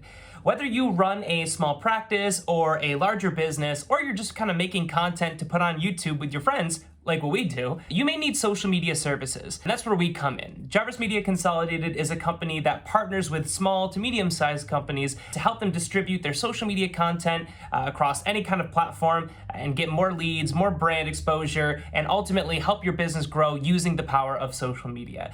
So whether you're running a podcast and you want to get that distributed on a platform, or you need some ads, or even just some simple social media content to put on your pages so you're not completely ignoring all social media platforms out there, we've got you covered. Feel free to call us anytime to talk about any kind of inquiries and work that we might be able to do together. You can call us at 315-751-8103 or email us at info@jarvismedia.biz. That's info@jarvismedia.biz. Thank you guys so much and enjoy the rest of the episode. I will just keep going down as fast as I can. Okay. Does that increase anything? Like It doesn't. No, it just gives me temporary hit points. Cool. Okay, so that brings back to Seabog. Seabog, I'm going to say for, usually it's to come up from prone, it's about half your movement. Yeah, it's half so I'm going to say you can basically, because you're already closest, I'm going to say you can just get down the stairs. Carrying what's-his-face. Can you dash if I don't use? That's a good point. Yeah, I'm sorry. You could dash. Yeah, I'm going to say if you wanted to as well. Oh shit, that's Okay, right. cool. Yeah, That makes we can total dash, sense. right? Okay, so Okay. you guys, so you're down the stairs as well, Pale Scales. And then, yeah, if you'd like to dash, you could do that. So you'll get to the bottom of the stairs and then kind of like down the next flight of stairs too. So you'll get down to the just at the end of the stairs, the first floor, if you want to dash. And then can I? I'll get to the ground floor. You get to the ground floor. How far does it look like I am from the exit? Am I basically right there? You're like 10 feet away from the exit. Yeah. I probably can't do that then. I dashed, so I probably can't do a check for anything. No. Right? Yeah, that's fair.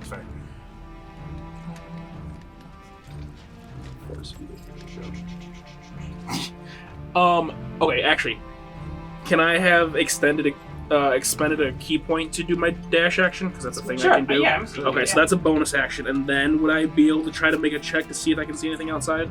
Or Sure. I'd be Yeah, that's fine. It will be a little bit tough. I'm gonna say so. You're gonna try to make that perception when you're at the ground floor. Yeah. I was gonna Okay. try to book it as far as I can, close to the door, and then look. Gotcha. Okay.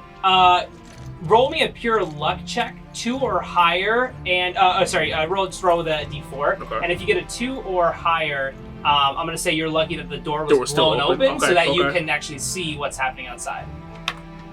2 or higher. That's a 2. Nice. Yeah, cool.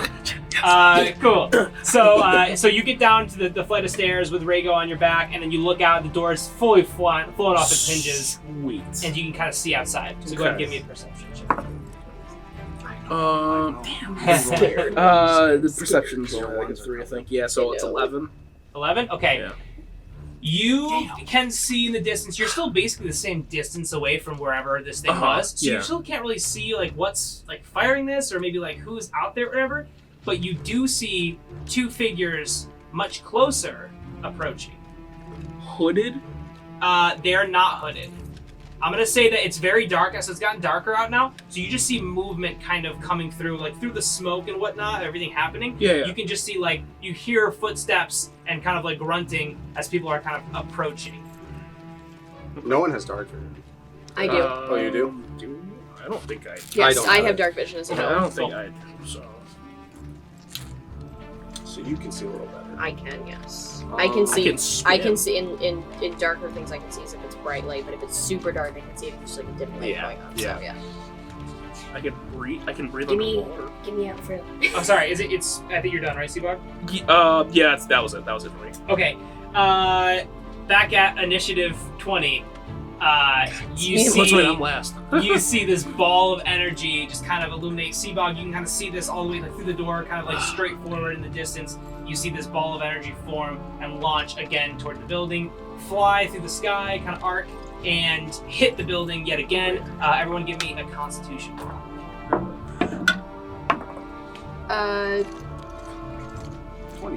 20 not nat. Wow. Not Nat. Also not a natural 20, but it's actually a 7. You are struggling. Maybe. I'm not. See- I fucked up that guy real good though. Yeah, Yeah, you did. Your rolls will be Seabog, good next you- session. So here's basically what happened in the span of like 5 seconds. You roll from off your back after falling and just dropping Rhaego's unconscious body to the ground. You throw him back over your shoulder like fireman carry style. Hustle down the walk stairs real doing a fast. key point. Yeah. You get down to the bottom of the stairs, look out, and you're just kind See, of like, no. wait, I think I see some people coming.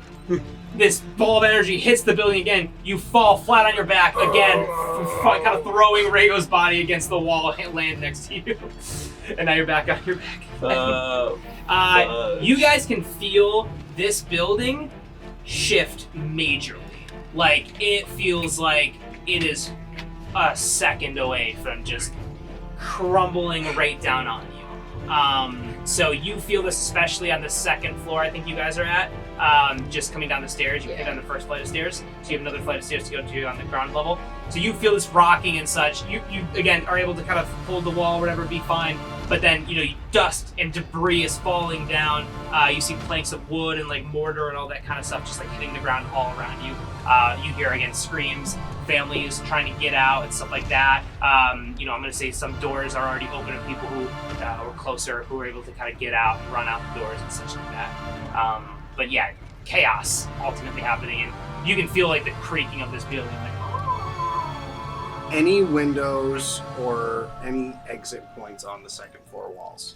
Like anywhere that we could get out of the second it's floor? really just like it's kind of like you have like these different like residences on the sides here, and then kind of like a square spiral staircase kind of going down.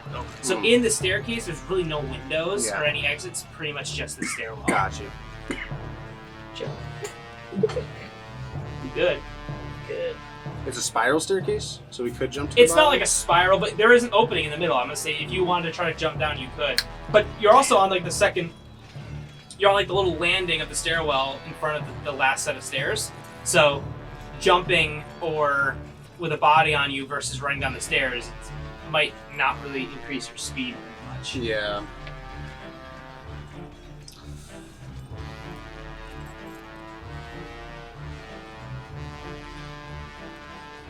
I would just dash again. Okay, cool. So you're able to, secure Yara on you after you stabilize yourself, run down like the stairway as debris is just falling left and right, smoke and dust and everything all around you. You run over, hop over Seabog yet again, and are able to run out the door if you want to go straight onto the street if you want to. There's really the only exit from the building is that way, but if you want to try and linger, you can. It's if you want to use your full movement to get out of the building, it's going to be through the front door. So, my full movement with the dash. With the dash, yes. You wanted to just use your regular movement, I'm just going to just get to the bottom of the stairs right where Seabog is. Okay, I'm gonna dash to just outside the door.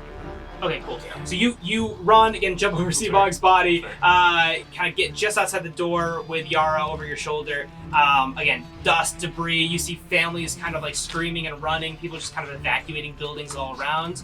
And you can see kind of now, do you have dark vision? I don't. Okay, so it's dark out. I mean, you're kind of out of the smoke, which is really the thing clouding your eyesight before, but it is definitely nighttime now. and so you can't really see too much, but you do see, you do hear. You have excellent hearing. Footsteps and the same kind of stuff that Seabog heard. You hear some footsteps kind of coming nearby, and then you also hear muffling down in the background. You hear another, shoot it over! Can I set Yara down? Is it like a Yeah, bonus you action? can set her down, like, I'm gonna say 100 feet. Yeah. Is 100 there? feet, okay. Go. Yara's like gasping and just been quiet, like kind of just going with it, letting you take her, and she's like, you set her on her feet, she kind of looks at you and just says, all right, I'm not mad at you anymore. Thank you for saving me again. You're too quick to trust. She says, Stay out here. That's fair. And watch for any more big bad magic. Okay. With my clearly amazing perception, could I have at least seen if there was any kind of cover right outside, like I don't know, like a cart or something? Or it would have been pretty hard because you're looking through a narrow scope of a doorway. That's fair. Yeah. Okay. I was just curious if I could see anything. Yeah. Like, okay, that's fine. So, Lacey's next. Yeah, Face's next. Funky lady. Fungy, lungy lady. It's in my head again, so you fuck that up my other thing. But, how far am I from the bottom? You're probably about like 30 feet or so, because you're at the edge of the stair, kind of right where Pale Scales was. So it's pretty much 15 feet or so to get down the stairs, and then to kind of get out the front door, it'd be probably another like 20, 15 or so. So you're full. Yeah, exactly. I'm gonna go my full movement. Okay, 25. So Yeah. you're basically right in front of the door. Yeah. On the outside or still on the inside? Yes, that's still outside. I'm going to. I have dark vision, so I can see anything. I'm gonna say you run out there, you kind of look out into the dark, you can kind of see it better. Again, this is like it's not as well lit and things like that because of the fact that, there are, it's like a poorer part of town, so there's not as much like candles and stuff like that and maintenance or whatever, so it's pretty dark. You kind of get to the door, you can see out clearly, there's still a lot of dust, so I'm gonna say, give me a perception check flat. It would be with, or it wouldn't have been with disadvantage, but you're going to be able to, it's going to be a lower threshold to see everything. It's 5. Oh no. Okay, so you come down really excited because you have your dark vision, you're like, man, I can see at night, it's going to be easy. You get to the doorway and there's still just so much dust and debris and shit, like in your eyes, you're just trying to clear your eyes. You pretty much can only hear footsteps coming. Okay. I'm gonna. That's it, I think. Yeah, that's it. That's all I'm gonna do for now. Okay. Alright, that will come back to Seabog. I'm gonna get up just one more time. I am going to pick him up and get outside. And are we far from like a corner of the building? Or are we like? You're kind of right in the middle, but the building's not huge. You could round the corner from the front door to the corner. It'd probably be like 15 feet or so. So I'd probably take my full movement-ish to get there. But you're still gonna take half movement to get up. Yeah. Oh, and you're carrying Rhaego. Yeah. Okay. So you're gonna basically just be able to get out. Get right outside. Okay. Yeah. Okay. I guess I'll just do that. Yeah. It's unfortunate that it works specifically like that. So unfortunate. I'll just get out. I'll put him down, and then. You want to put him down inside the building? No. Get out. Put him down with Tiefling lady. Yara. Yeah. Okay. Yara. Cool. So you get up again, roll over to the side, jump up, pick up Rhaego again over your shoulder, and hustle out the building as you hear again creaking and dust and debris kind of falling all around you. Mm-hmm. You get outside the building into kind of like the dark street. And are able to put down. I mean, he's still unconscious. Yeah. Do you want to just put him on the ground? Oh God. I have to stop Knocking people out. Is there these clear? Oh God, I can't. Can I? I mean, now that I'm outside, can I do another perception check to see what I can see? Yeah. I'm gonna say because you didn't have to dash. So I'm not. Yeah, I haven't dashed yet. Come on, perception. Oh, look at that! That's a 20, dirty 20. Nice. Okay, cool. So you get outside. Do you have dark vision by any chance? Okay. No worries. It's dark as shit out, but with a 20, you can still get a good idea. So you heard footsteps coming before. You still hear them. They're getting closer. They're getting louder. You can see figures in the distance coming, and they look very short.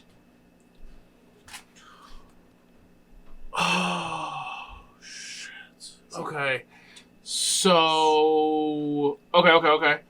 I would... Can I do some kind of bonus action to try to, like, slap him awake? Rip off the sticker and, like, wake up! Like, as a bonus action, I didn't think so. If you want to try and punch him, is the punch if you take an attack action, you can get to the punch? I just have a bonus action unarmed strike. I don't think I need to. I'm gonna say if you want to use an unarmed strike to try and wake him up, it's gonna be a little bit. It's gonna be a little bit difficult. But punch those unconscious bodies. I'm gonna say it's going to be a go ahead and make a like with an unarmed strike, you can kind of like make an attack. Just roll like a strength. Yeah, just do a strength check. Right? Just do a strength, or I say or a dex because I think you're fighting. I fight with dex, yeah. So your dex, if you get a 15 or higher, you can wake him with a punch. Oh god! It's usually something that knocks people out. I can heal him with That is true. That's a 19 hey! plus whatever. God. Okay. So you throw him on the ground and you just punch him. This dude's been thrown about all over the place. God. You see him just go and wake up and be like, where the fuck are we?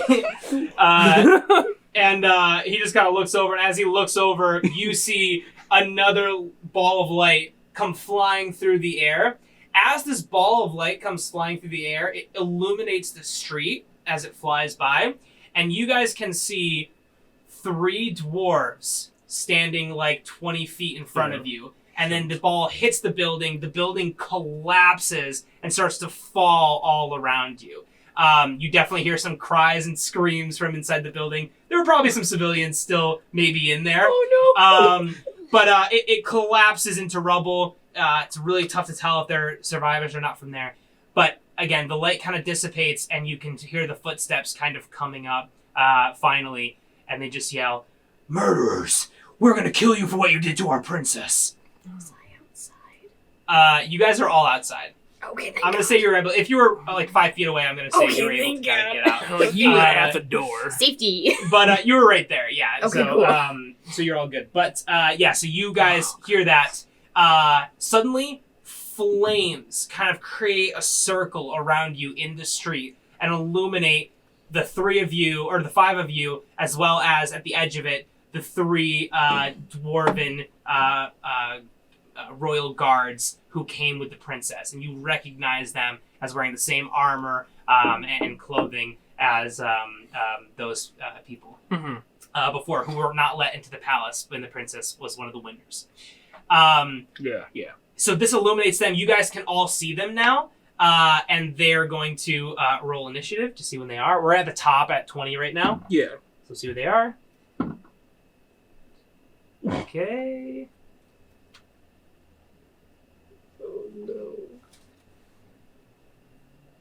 So, as you see this circle of fire kind of illuminate you all, you see these 3 dwarven guards.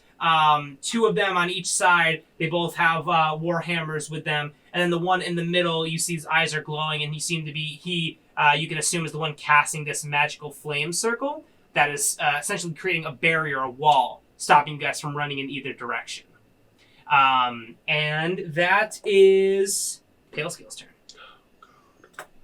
So you got we're in the circle. Yeah.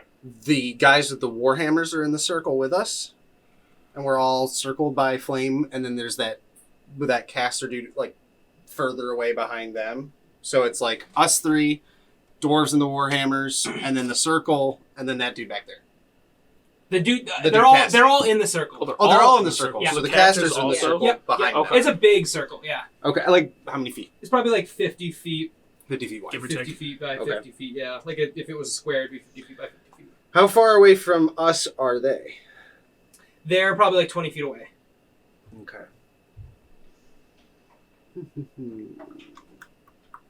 And there's 3 of them? Yes. Okay. I'm going to cast something. Just got to make sure I can do it the way I want to do it.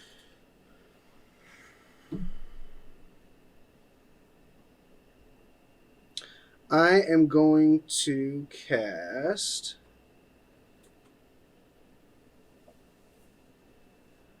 Ice Knife. Ooh. And I am going to also spend a sorcery point to use Meta Magic, which will allow me to twin spell the Ice Knife and select an additional attack target because I can only target one creature originally. Okay. So I'm going to cast it on one of the Warhammer guys, and then if I can target the caster as well, I would like to. The You're pretty spell close, has yeah. a range of 60 feet. Yeah, you can do both of them. Yeah. So I would roll. How do I roll to hit with spells? Someone remember? It's your your D20 and then your charisma modifier. your Spell attack. spell attack. Yeah. So that would sorry, be yeah. my 6 there. Yeah. So I roll 17 plus 6. So 23 Yeah, I think it should be right. It's gonna be you have a spell attack. of 6. Yeah. And then I rolled a 17. So that's if it hits or not. Ice Knife is actually they have to do a dex save. Oh. Okay, and then Make a range on the target. so you still have to shoot to attack them. Yeah, If it yeah. hits them, they're gonna make a save, and that's gonna, I think, determine how much damage. it On a does. hit, Yeah. the target takes 1d10 piercing damage. Hit or miss, the shard then explodes. Right. Yeah, that Then it's explodes. the And it dexterity says the attack saving save is throw dexterity 4. Oh, and the explosion hits the next target. It hits within 5 feet. Any creature within 5 feet. So I cast it to hit it, Okay. and then it sticks in them, and then the And knife then explodes, and that's where they take the dexterity. Yes. It hits, Yeah, hits yeah, the- yeah. check. Oh, And okay. so Even if says, it misses, it'll still explode. on a hit, the target takes 1d10 of piercing damage, and then hit or miss, the shard explodes, and the target and each creature within 5 feet of the target must succeed on a dexterity saving throw. Got it. Okay, cool. Okay. So who are you shooting this One at? Warhammer guy and the caster guy. Okay, got you. So who's your primary target? Caster guy. Okay, cool. Makes sense. So you hit it. The caster is right in the middle, kind of these three. So you go ahead and hit him, and what was it? It was a 19? It No, was it was a something 17 plus 6, so 23. Okay, got you. That definitely hits. So 1d10 of Okay. piercing damage. No, Nope. that's a D. Yeah. So that's a 12. That's a 12. Oh. It's got That's- 5 on one It's side this and 5 on the other. This one Like a here? wheel. Yes. Yeah, Okay. yeah, that one. 1. Nice. We do 1 damage. 1 piercing, and then the target and each creature within 5 feet of it must succeed on a dexterity saving throw. Okay, cool. So you do 1 damage to the caster. He is gonna have to roll just to maintain concentration on that spell. If he's able to. And then it's gonna go to the other one. So again, remind me the other 2 ones on the other side of him. Did they have to take saves? So he takes that piercing knife to him, Right, his shoulder the or one. whatever, and then Yeah. it explodes. So all 3 of them, if they're within 5 feet, would have to make the dexterity saving throw. If they're within 5 feet of each other. They all are. Yeah. So everyone's got to all make a 3 dex of them save. got to make the saving Got throw. it. Okay, cool. So their dex is not good.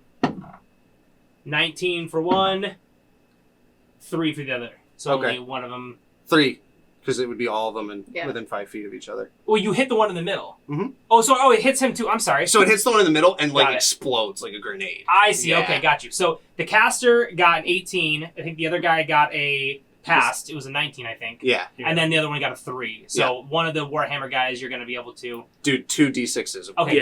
got it. Sorry. 1. 2. So 3 damage. Cool. Okay.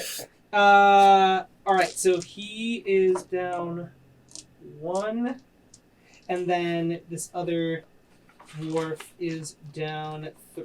And then your I twin hope that spell. was fun because I twin spelled it, so we got to do the whole thing again. Yeah. Well, now we know. Yeah. Okay. Cool. So I'll roll to hit the second knife. It's 13 plus 6, so 19. Okay, that's gonna hit. Who Okay. you can't, same guy. No, I have to target someone new, so I'll Okay. target Warhammer guy on Okay. the left. Okay. He'll take 1d10 piercing. Okay. 5. Okay. Gotcha. And then all 3 of them have to make the dexterity throw again. So only the 2 will, because the one all the way on the right. So the one that you first hit, the mage, is in the middle of them. He is within 5 of both. Ah, got you. The other one's 10 away from the other guy. You got it. Yeah. So okay, cool. So it'll only explode on the mage guy again? Got you. Yes. Yeah. So they both had to do their Dexterity throw. Got it. Cool. So first guy is a 9, that fails. Second guy is a 19. The mage is a 19. Okay. So he does not take that. Right? So he passes, right? Got it. Yeah. Because that would be a dexterity save of 14. Right. Now, does he take like half damage or anything? No, he just doesn't He's not- take explosion damage. Yeah, Now he's fine. the first guy will. So I Right. do 2d6 as a cold for him. That's a 6 Cool. Nice. and a 3. Cool. Okay. Yeah. So you see, you're just kind of like firing these blasts at these dwarves as soon as you can see them. As soon as like the street is ignited with these flames in the sides. So you go ahead and shoot. Hits the one mage in the middle. Explodes. Does damage to the surrounding. You shoot another one on the warhammer on the left. Explodes. Hits him. The mage just barely dodges out of the way. The mage is still able to hold the fire. The concentration. Yeah. Exactly. The concentration. All right, Cool. that's my turn, I think. That will be the Warhammer guy who dealt the most damage. So he's going to run up, or was dealt the most damage. So he's pissed. He's going to run up straight to you and go ahead and make an attack with you with his Warhammer. Is he close? So we're next to each other. Does he walk within range of me as well? He is, yeah, so... Opportunity attacks? Is that what you're asking? Well, he might with the polearm, right? He will, now that I have Polearm Master. Right. If he walks within range of me, it activates opportunity attack. So I get to have an opportunity attack if he walks in close. Got it, cool. So where are you guys? Because I guess Pale Scales would have to have line of sight. I figured we would be pretty close to each other because I would have Set, what's his face down? I guess and woke him up. you could say I had to step forward at least so that I have line of sight of them. So there's nothing directly between me and them. So you're probably to like my left or right positionally. Got you. So what's your range? It's probably 10 feet, right? I think Polar Master makes it 10 feet. Right. Now. Cool. If it's 10 feet, then I'll say that they will step in because you wouldn't have to step far out of the way, Dame. Mm-hmm. I don't. It's at least 10. It's at least I'm 10. pretty sure Polar makes it go to 10. Polar Master makes it go to 10. That doesn't tell me. Yeah. Creature in my reach. The other one that I was looking at would have I think you're been. probably right. I'd be surprised if it was anything less than 10. Well, it might just be 5, though, is the problem. Stop it. Enter the reach you have with the weapon. Yeah. So- Which is So it's your quarterstaff. 5. Yeah, what's your quarterstaff reach? I'm That's- pretty sure it is just 5 though, because I don't think Polar Master gives me the. I don't think the Polar Master gives me the extra reach. I think something See, I else thought it would have. did. Got it. Okay. Okay, yeah. So I'm gonna say he steps in. Yeah, He's okay. not, If I can, that's fine. That's He's fine. not quite in reach of you, but he steps up to Pale Scales and go ahead and is going to make 2 melee attacks with his hammer. So he is going to roll. Someone asked that exact That is thing. going to be 5 a feet. Yeah. Someone asked that exact question. 14 to hit. It's sensitive. I have a AC of 13. Okay, so he's gonna hit with the Mhm. first one, and he's gonna hit with the second one. That's a 23 to hit. So he's gonna go ahead and do his damage. I'm so happy I've gotten to some You Must be a bitch. say you're so happy you went into fungal. I'm so happy I went to symbiotic Yeah, so yeah. early, thank God. 3. Oh no. 14 points of bludgeoning damage on 2 hits. So he go ahead and winds up, pissed, still has like shards of like this spell in him, goes ahead and just swings, turns around, swings again for that 14 damage. I'm at 16. Cool. That is going to be Lacey. Okay. I am going to... Okay.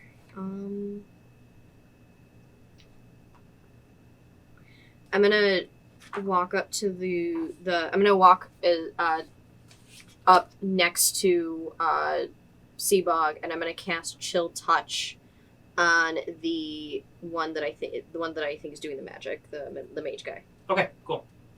So that is have to look it up. I'm sorry, I forgot to look it up exactly. So a ghostly skeleton hand comes out. So it's an attack.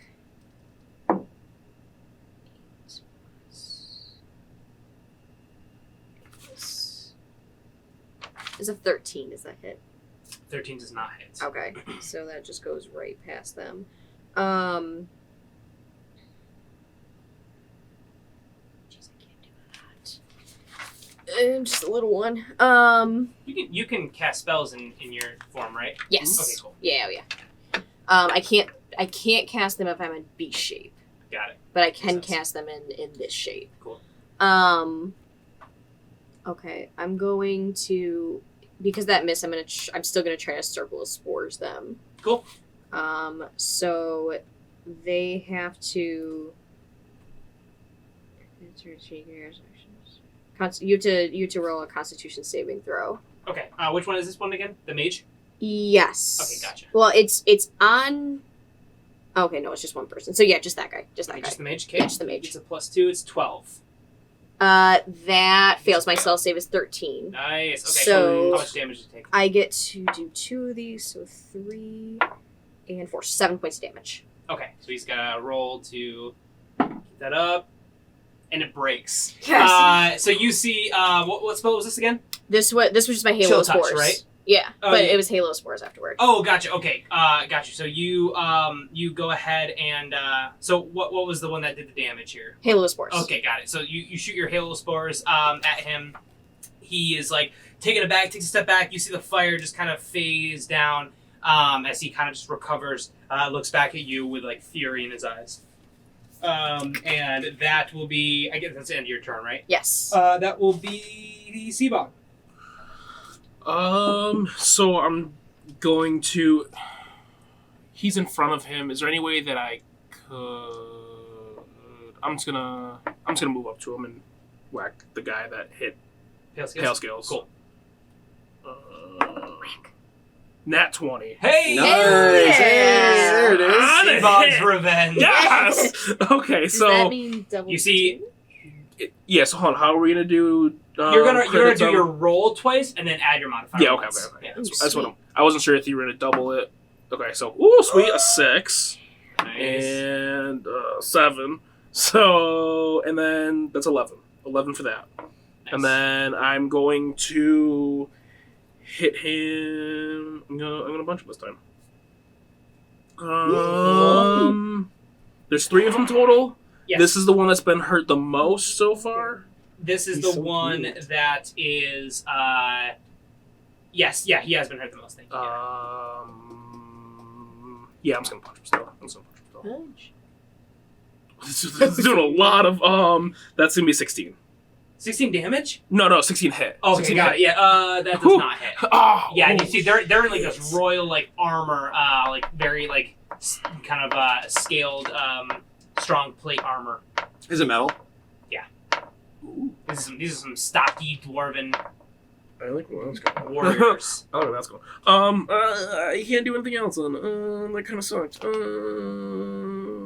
Okay, yeah. I end my turn. Okay, then that is the other dwarven guard knight man person.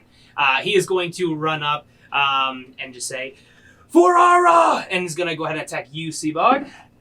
He's going to make 2 attacks. The first one is a 21 to hit. Second one is a 19 to hit. The 21 does hit. Okay, woo! Oh, you have 20 AC, Yeah, I have right? 20 Hell AC. yeah, dude. Cool, so he's going to hit you with one of these. That's not the right one. He's also going to provoke opportunity attack on me for walking towards me. Hey-oh, nice. So Yeah. I'm going to also roll that while we're doing that. Does a 19 hit him? 19 does hit him. Okay, Yes. cool. Thank God. Couldn't figure out what a I'm D6 was for a scared. second. So he does 10 damage to you with his warhammer, just hits you across the chest. And I'm then going to do 9 to him. 9 to him? Yeah, Nice. Okay, cool. And you said 10 to me? This guy, yes. Okay. So, nice. This guy is going to go Use that every down. time someone. If they... Yeah, it's because it's opportunity attack, so... It's basically triggered if they walk. Oh, okay. Normally, it's if they walk away from my reach, but with Polearm Master, it's if they walk into my reach as well. Gotcha. Okay. So you see, as this happens, Rhaego. Oops. Actually, opening Pro Tools on my computer. You see Rhaego. Finally kind of gets his bearings. He rolled very poorly on his initiative. He's going to run up and try and defend Pale Scales with his sword and hand crossbow. So he's going to go up and try and stab at this guy right here as I just fight myself real quick. That is going to be... That's going to be a miss. He's going to take his other attack, not with his crossbow. He's going to use the sword again. That is going to also miss. He go ahead and makes 2 swings wildly, and the dwarven guy just kind of ducks out of the way. Really easy. He's quite short. And he yells to this dwarven knight and just says, "We're not your enemies. We're not the ones you're trying to fight." And that will come back to... top of initiative. So, 2 things happen here. You hear yelling in the distance, and you just hear in the really far away the yelling of a couple different voices yelling something along the lines of the king commands you to stop fighting immediately, as these soldiers are slowly coming, trying to make their way over to you. It seems that the dwarven knights took advantage of this whatever means was being used to attack the building that you guys were in, and kind of came in and tried to deal retribution for their own cause. Whereas the Royal Guard is also on their way over. But you can kind of deduce based off what the king's announcement was earlier that they're going to try to bring you to justice. Whereas the dwarvens are just pissed. Yeah. Okay, cool. So, and then as that happens, you see the mage dwarf kind of dust himself off, and before anyone tries to make a move again, forms this kind of wall of fire again around you guys. And so he just kind of sits there concentrating on the spell, trying to hold you guys in place so you can't escape. The wall of fire might be good for us right now. Rhaego says, as he does this again, he says, these are some very, very strong dwarven guards. We might not have a chance. It might be the best chance we have to just try and live to fight another day. So my turn? It will be your turn, yes. How is the 2 dwarven guards looking? The one up in Pale Scale's face took a good brunt, but he's still together. The other one hasn't had much damage other than your, I think, 10 to him. Yeah. So he's still looking pretty sturdy. The mage looks quite fine as well. The mage dwarf. Are both of the Warhammer guards within a distance where, with my arm length, I could touch both of them at the same time? I wouldn't say you'd be able to touch both of them. Okay. No. All right.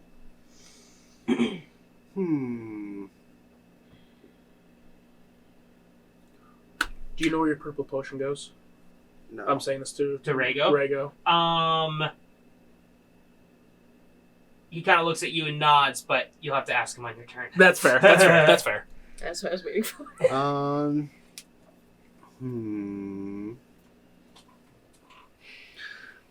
I'm going to cast Shocking Grasp. How far away is the mage from me? From you who's fighting you? He's like 5 feet. He's within strength. The mage? Oh, the mage. I'm caster, sorry. caster. The mage is about 20 feet away. Oh, I'm Okay. like, whoa. Sorry, my bad. So He's all in your I'm business. going to cast Shocking Grasp, Okay. targeting the mage. It is a touch spell, but I'm going to expend a sorcery slot using my other meta magic, which is distant spell casting, to turn a touch spell's range into 30 feet. Okay. And I target him with Shocking Grasp, which is on a hit. So I'd have to roll my spell attack, right? Is that correct? Yeah. So 13 plus 6. That's going to hit. Yep. And then it is 1d8 of lightning damage. Nice. And the target cannot take reactions until the start of its next turn.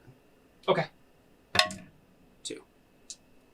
He's got to be... Well, so he takes 2 damage? Yeah. Got it. Do I add anything to He holds concentration. I but don't he know if I add anything to damage. I don't...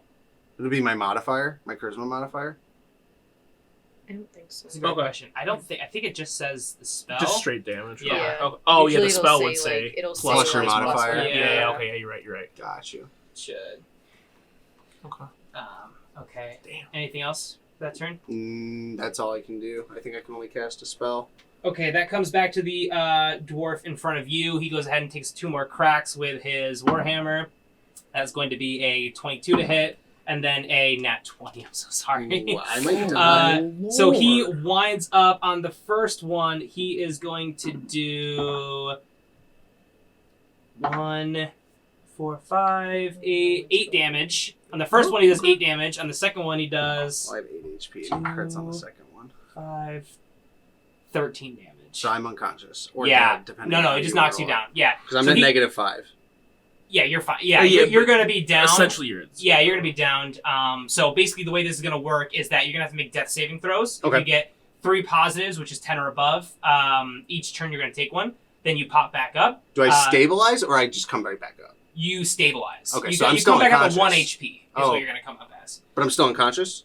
So right now Really? you're down. You're basically. But if you make 3 saving throws and that stabilizes me, I'm still unconscious. So I'm sorry. No, Yeah. you are up. Oh, Yeah, okay. yeah. Yeah, So you'll be you're up. going to be So you're going to come back up to 1 HP. Okay. And you're Okay. going to be the same, just with very low health. Got you. And then obviously 3 fails kill in a me. row, and you'll be totally dead. Yep. You'll be dead. Also, if anyone takes any kind of melee attack on you, it's going to be like an auto crit. It's going to be 2 fails. 2 fails. Any one attack on you is going to be 1 fail. Mhm. And Melees then- are 2. and melees are going to be 2. Got It's called like an auto crit. Yeah. So that is going to be his turn, and that's going to come back to Lacey. Okay, I'm gonna run to Pale Scales and cast Cure Wounds. Cool. To get him back up, at least. Okay, so you get 8 hit points back. So I would go from 0 to 8? Yes. Yes. Yep. Not Yes. -5 So to you're 8? back up. Yeah. Yes, Correct. you're back up. Correct. And I look over at Rhaego and I go, how many people can you take with you in that potion? He looks at you and he says, the way that the potions work is that you need to have a potion on you to travel somewhere. If I take a potion with me and I'm not holding all of you, then you won't come with me. If I grab all of you and I drink this potion, I'm not sure, but it might be able to get us all out of here. It's no guarantee. If you all had a potion on you and I took it, you would come with me if you elected to. But because we only have one. Do you have to wait? Do you have to have the purple potion? Yeah, it's the purple. We have- We have 2. 2 purple potions. He says, you'll need to, whoever holding the purple potion will need to elect to come with me. And basically just allow it to happen. But he says the other ones I'll have to be touching. Can I can I like if I say yes, I want to go with you and I grab someone, does that person go with me as No. well? Fuck. Okay. Yeah. Fuck. So I don't have to be touching anyone because I can just go with you because I have a purple potion. But Right. we don't have to be touching you. He Okay. okay, so I just yell out to the team, get to Rhaego. Cool. And I'll end my turn there. Cool. Okay. So that will be Seabog. Okay. So let's see. There was a. He was last, wasn't he? Okay.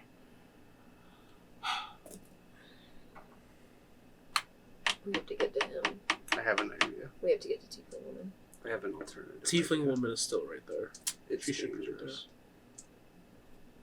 Yeah, Yara's just on the ground cowering as normal. I'm gonna get her ass up.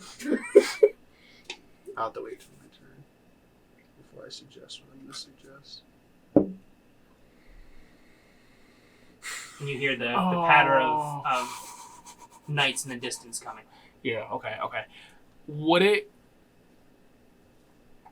cost me anything to take the orange? You have a yellow potion on you? Yes. Would it cost me anything to take the yellow potion from her? The explosive one? Yeah, the explosive one. It's like a free action, item action. So you could take it, but it's going to cost like an action to drink it. But I guess you wouldn't want to. Oh, yeah, the yellow potion? Yeah. Well, you don't want to do that, but it would cost you an action. It would cost you an action to like throw it or something. But you could take it from her willingly. She'll give it to you, I'm sure. And then that would be, a free action. Willingly.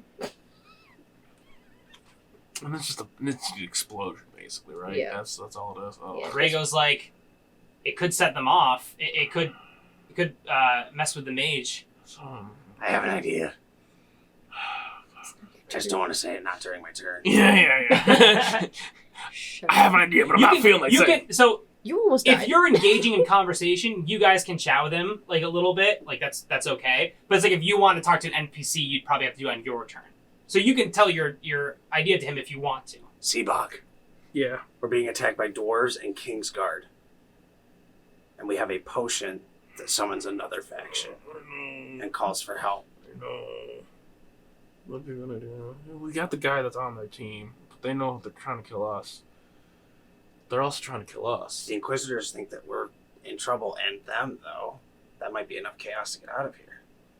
But they were originally trying to kill us. True. But the potion is a call for help. Right? Yeah. But as far as they know, it would be just him calling for the help, attacking us. Rhaego says, it would probably blow my cover, but it would bring another faction here. It's like, I don't know if that helps or hurts us. It would depend on who comes, is what Rhaego I really says. think we just have to get to Rhaego. I know. Does Rhaego, has he specified where the purple potion He says goes? he doesn't know. Hasn't? You No, don't he does know. Oh. He knows where his goes, but He knows didn't where his specify. goes. He So didn't. it's your turn, you'd have to ask him. It's your turn. I thought you asked him. No, you tried to. He doesn't know where mine goes. Right. So like, He knows where you his both goes. have a potion. If he knows takes where it, it's his going to goes. take him to where his is, and Yes. it's going to take hers to wherever that one goes. No, Would, but mine if will she go- holds it, she can elect to go with him. Yes. Without basically, if drinking he- it. Yeah, the way Yeah. that the mages kind of, and I'm gonna say that he told you this when he was kind of communicating all Mm-hmm. this, but the way that the hooded figures kind of like, they travel using these potions, and each potion is brewed with a specific destination. Yeah. But they also use it as kind of like essentially like a pass card kind of function. So like if one takes a potion, he can bring all the other people who have that who want to come with. Who are Yeah, potion okay. Yeah, holders. that's why they don't all have to take a potion every single time. Okay. They It would like be- 5 of them come somewhere, and only one potion's necessarily needed. Okay. So where does your purple potion take you then? He says, my purple potion takes me back to the circle of fire. What if we did both? What if we did both? Did both. We all touch Rhaego. Throw He the- sips the purple potion, and we throw throw the- the orange on the way out. It blows the insurgents' covers. They can't lurk in the shadows. They'll be surrounded by dwarves and Kingsguard. It at least puts a little bit of evidence that we're innocent out there. I don't know how I don't know worth it is. innocence, but okay. Would it be an immediate reaction to them coming back, or would it take like a round? He says, it'll depend. He says, I think it'll be a surprise for the faction, for the circle of fire. He says, so I imagine it'll take a second. Okay. So And they don't know what they're jumping into, so they might send somebody strong.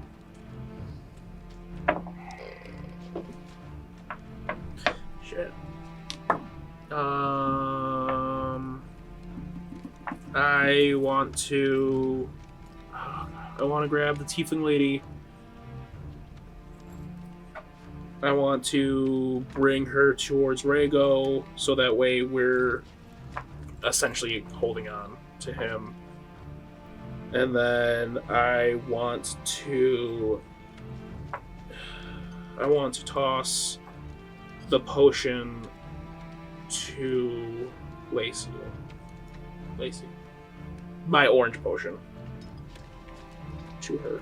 So you toss the Or orange... just give it to her before I go. Okay, so you want to give her the orange potion, and then you want to bring Yara with you and go where? To Over Rhaego. over to Rhaego. Okay, cool. Basically, be within grasping range. When Okay, you got you. want So to pull. you move her there. Rhaego is by a different knight. Soldier. He's by the same. Rhaego's defending Pale Scales Yeah. by that one, the He's really defending weak one. me. So if you move, you take an I opportunity take an attack. opportunity attack. Is there? Can I get? Yeah, I know. Technically, Will Yara take it, or since she's been kind of out of the way the entire time, would she be able to get to him without taking it? the dwarves are pissed but honorable. They're probably not going to Hit the just civilian. straight up kill her. At least not right now in the middle of battle. They'll probably honor the battle more. Mhm, Defeat okay. the attacking people. They're lawful, you know. So Yeah. they'll They're probably, not going to hit the person that hasn't done anything. Exactly. I mean, they probably still want to kill her, but they're not going to. They're going to fight the threat first. It makes more sense to do that. Okay, So they'll probably make their attack on you instead. Okay. Yeah. So I guess I'm going to take it. Okay. Take the. Opportunity attack? Yeah. Okay, so you move over there. The dwarven takes a swing. He got a 2, so he's That's definitely not going to hit. Okay. Nice. So you go ahead and move over. You hand over the potion to Lacey. And then, do I have any other kind of actions, or would that probably expend all my stuff? I think it's probably It's fair. all. Yeah, it's fair. It's fair. Okay. Okay. That's it then. Cool. That's going to come over to that guard now, who's pretty much only by Lacey, so he's going to go ahead and make an attack on her. That's going to be 2. That's not going to make it. And then nat 20. Oh, I'm so sorry. They're Still have good. temporary hit points. Goes ahead Oh, and okay, yeah. swings. That attack's going to be 9, 18, 21 points of damage. Okay, so Lacey goes out of her fungal form. Okay. She's just Lacey now. He just looks at you and goes, "Which you will pay for what you did." Hi. What? What's your name? My name is Yargard. Oh god. Smacks a Yeti sticker right on his forehead. I thought you were going to say Yoshi for a second. I'm like, oh no. Yoshi doesn't exist in this world. But Yetis do. But yeah. Yes. Yeah. Show it, clearly. Yeti. Cool. That comes to Rhaego. Rhaego looks at you, Seabog, and he says, "Okay, sounds like we're doing this. We don't really have a lot of time to figure out a whole different plan, so I guess Yeah, we're just not gonna really. go for it and take our chances with the Circle of Fire." He is within range. He doesn't want to move now because he's within range of you, Yara, and Pale Scales. So I'm just gonna say he takes out his hand crossbow and is gonna make. Or actually, he still can make an attack on the dwarf right next to you, so he's probably just gonna do that. So that's gonna miss on that one. He's gonna miss on both. He's got a flail, and he's like, "I'm really just here to transport everyone, I guess." And You that suck. will come back to initiative order 20. So you guys hear the soldiers coming up, and you can see soldiers kind of come up to the wall of fire. These royal guards, who are the king's guards, who are human guards, come up to the wall of fire. They yell to the dwarf. They say, "Dwarf mage, lay down this fire now. We must bring them to the king for trial." And you see the dwarves just kind of sneer and just say, "We will have our revenge." So they sit there arguing, and that will be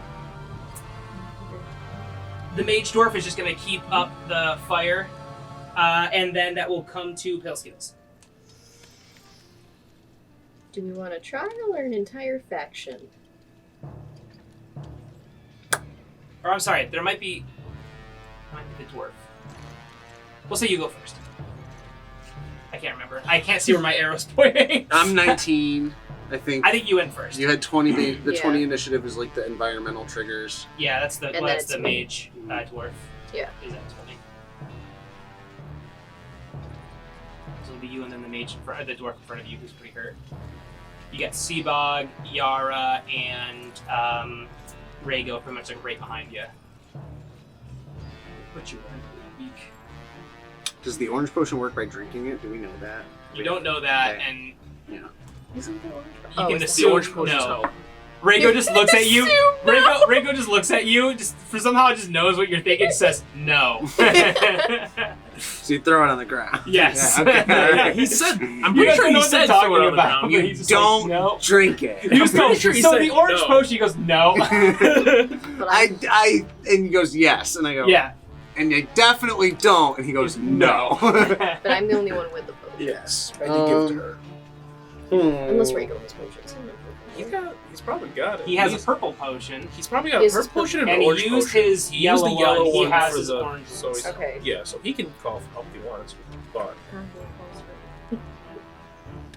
why didn't you just drink the purple potion?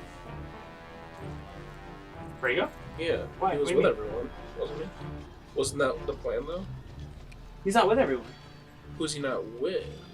Because we were all. I took the hit to get to him. Oh yeah, he's just dumb.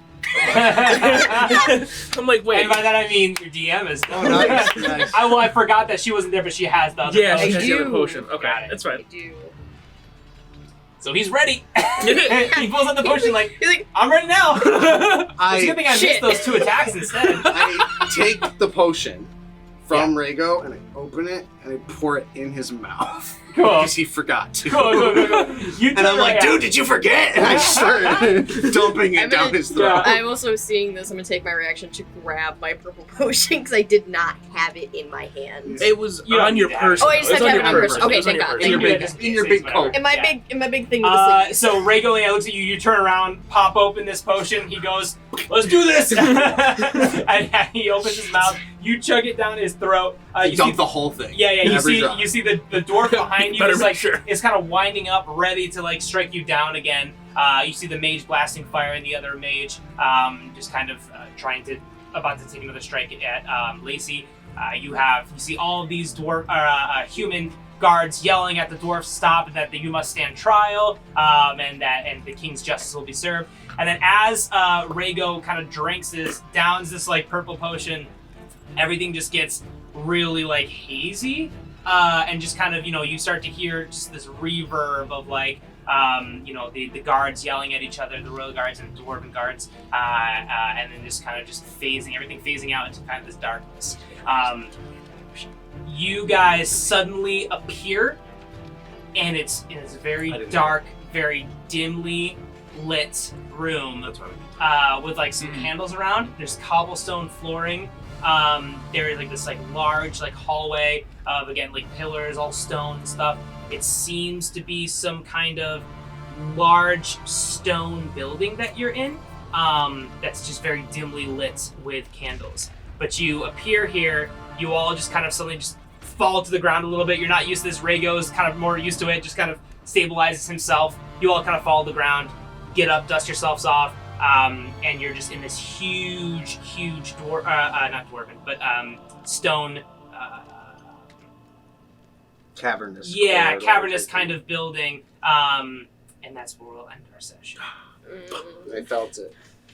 Knew we were close. Yeah, that was a long one. That was dense. Oh, You God. Definitely had a thick episode for us. That was a thick sode. You want to do a little wind down discussion, or you want to just call it there? Oh yeah, we do a little bit. Yeah. Yeah. How is everyone feeling? God damn it! I had a feeling we weren't going to be able to fight that one. Yeah, that felt like a runaway scenario. Yeah, for it definitely sure. did. Felt like an outnumber. It was But- tough. It's really fun with the different factions. I was actually really excited to just kind of see how it was going to turn out if you guys did call for help. Yeah. That was I obviously know what? how many Sense? or what You had kind it set of up. people would have shown up, and it would have been real interesting. Mm. That would have been 4 different factions. TPK. You guys, the human guards, dwarven guards, and the circle of fire, whoever showed up. So yeah, that would have been wild. But this is pretty cool. Yeah. I definitely thought that the human knights were going to get through. So there was a way that they were going to get through once they were kind of at the fire. Mm. They just got there, but they had no more turns left. So I thought that was what was going to happen, but I actually did not think about you guys Drinking the drinking potion. the potion. Oh. God. So we're off the grid. Derailed. We're off the map. But it's okay. It's always Yeah. okay to derail Yeah. at the end of the episode. Yeah. He's like, It's fine to do that. I have time to fix Now I this. got a month. You have a month. So you're okay. I want to know what those books are. Yeah. One of those books that Lacey's Did so you- interested in. Did you notice or mention what language they're in? Are they in common? You didn't open it yet. But I guess you could No have titles seen, or you would've seen anything? from the cover. Yeah. You could understand them, so I'm gonna say that they were in common. God. Okay. Yeah, That's actually a good question. it makes sense for them all to be in common. And that they're on Rhaego's bookshelf, so he probably speaks. At least. He actually does know some languages, but he speaks common as a first language, so that makes sense. God. But yeah, the books are a thing. Me on my back was a thing. Yeah. I'm That was sorry. funny. I'm really sorry. That was so funny because it's like if anyone's gonna survive like a collapsing building, it's gonna be the giant turtle man. Like I couldn't stay But off not the on your ground. back. Yeah. Oh my god. That's Not too shell funny. down. Oh goodness.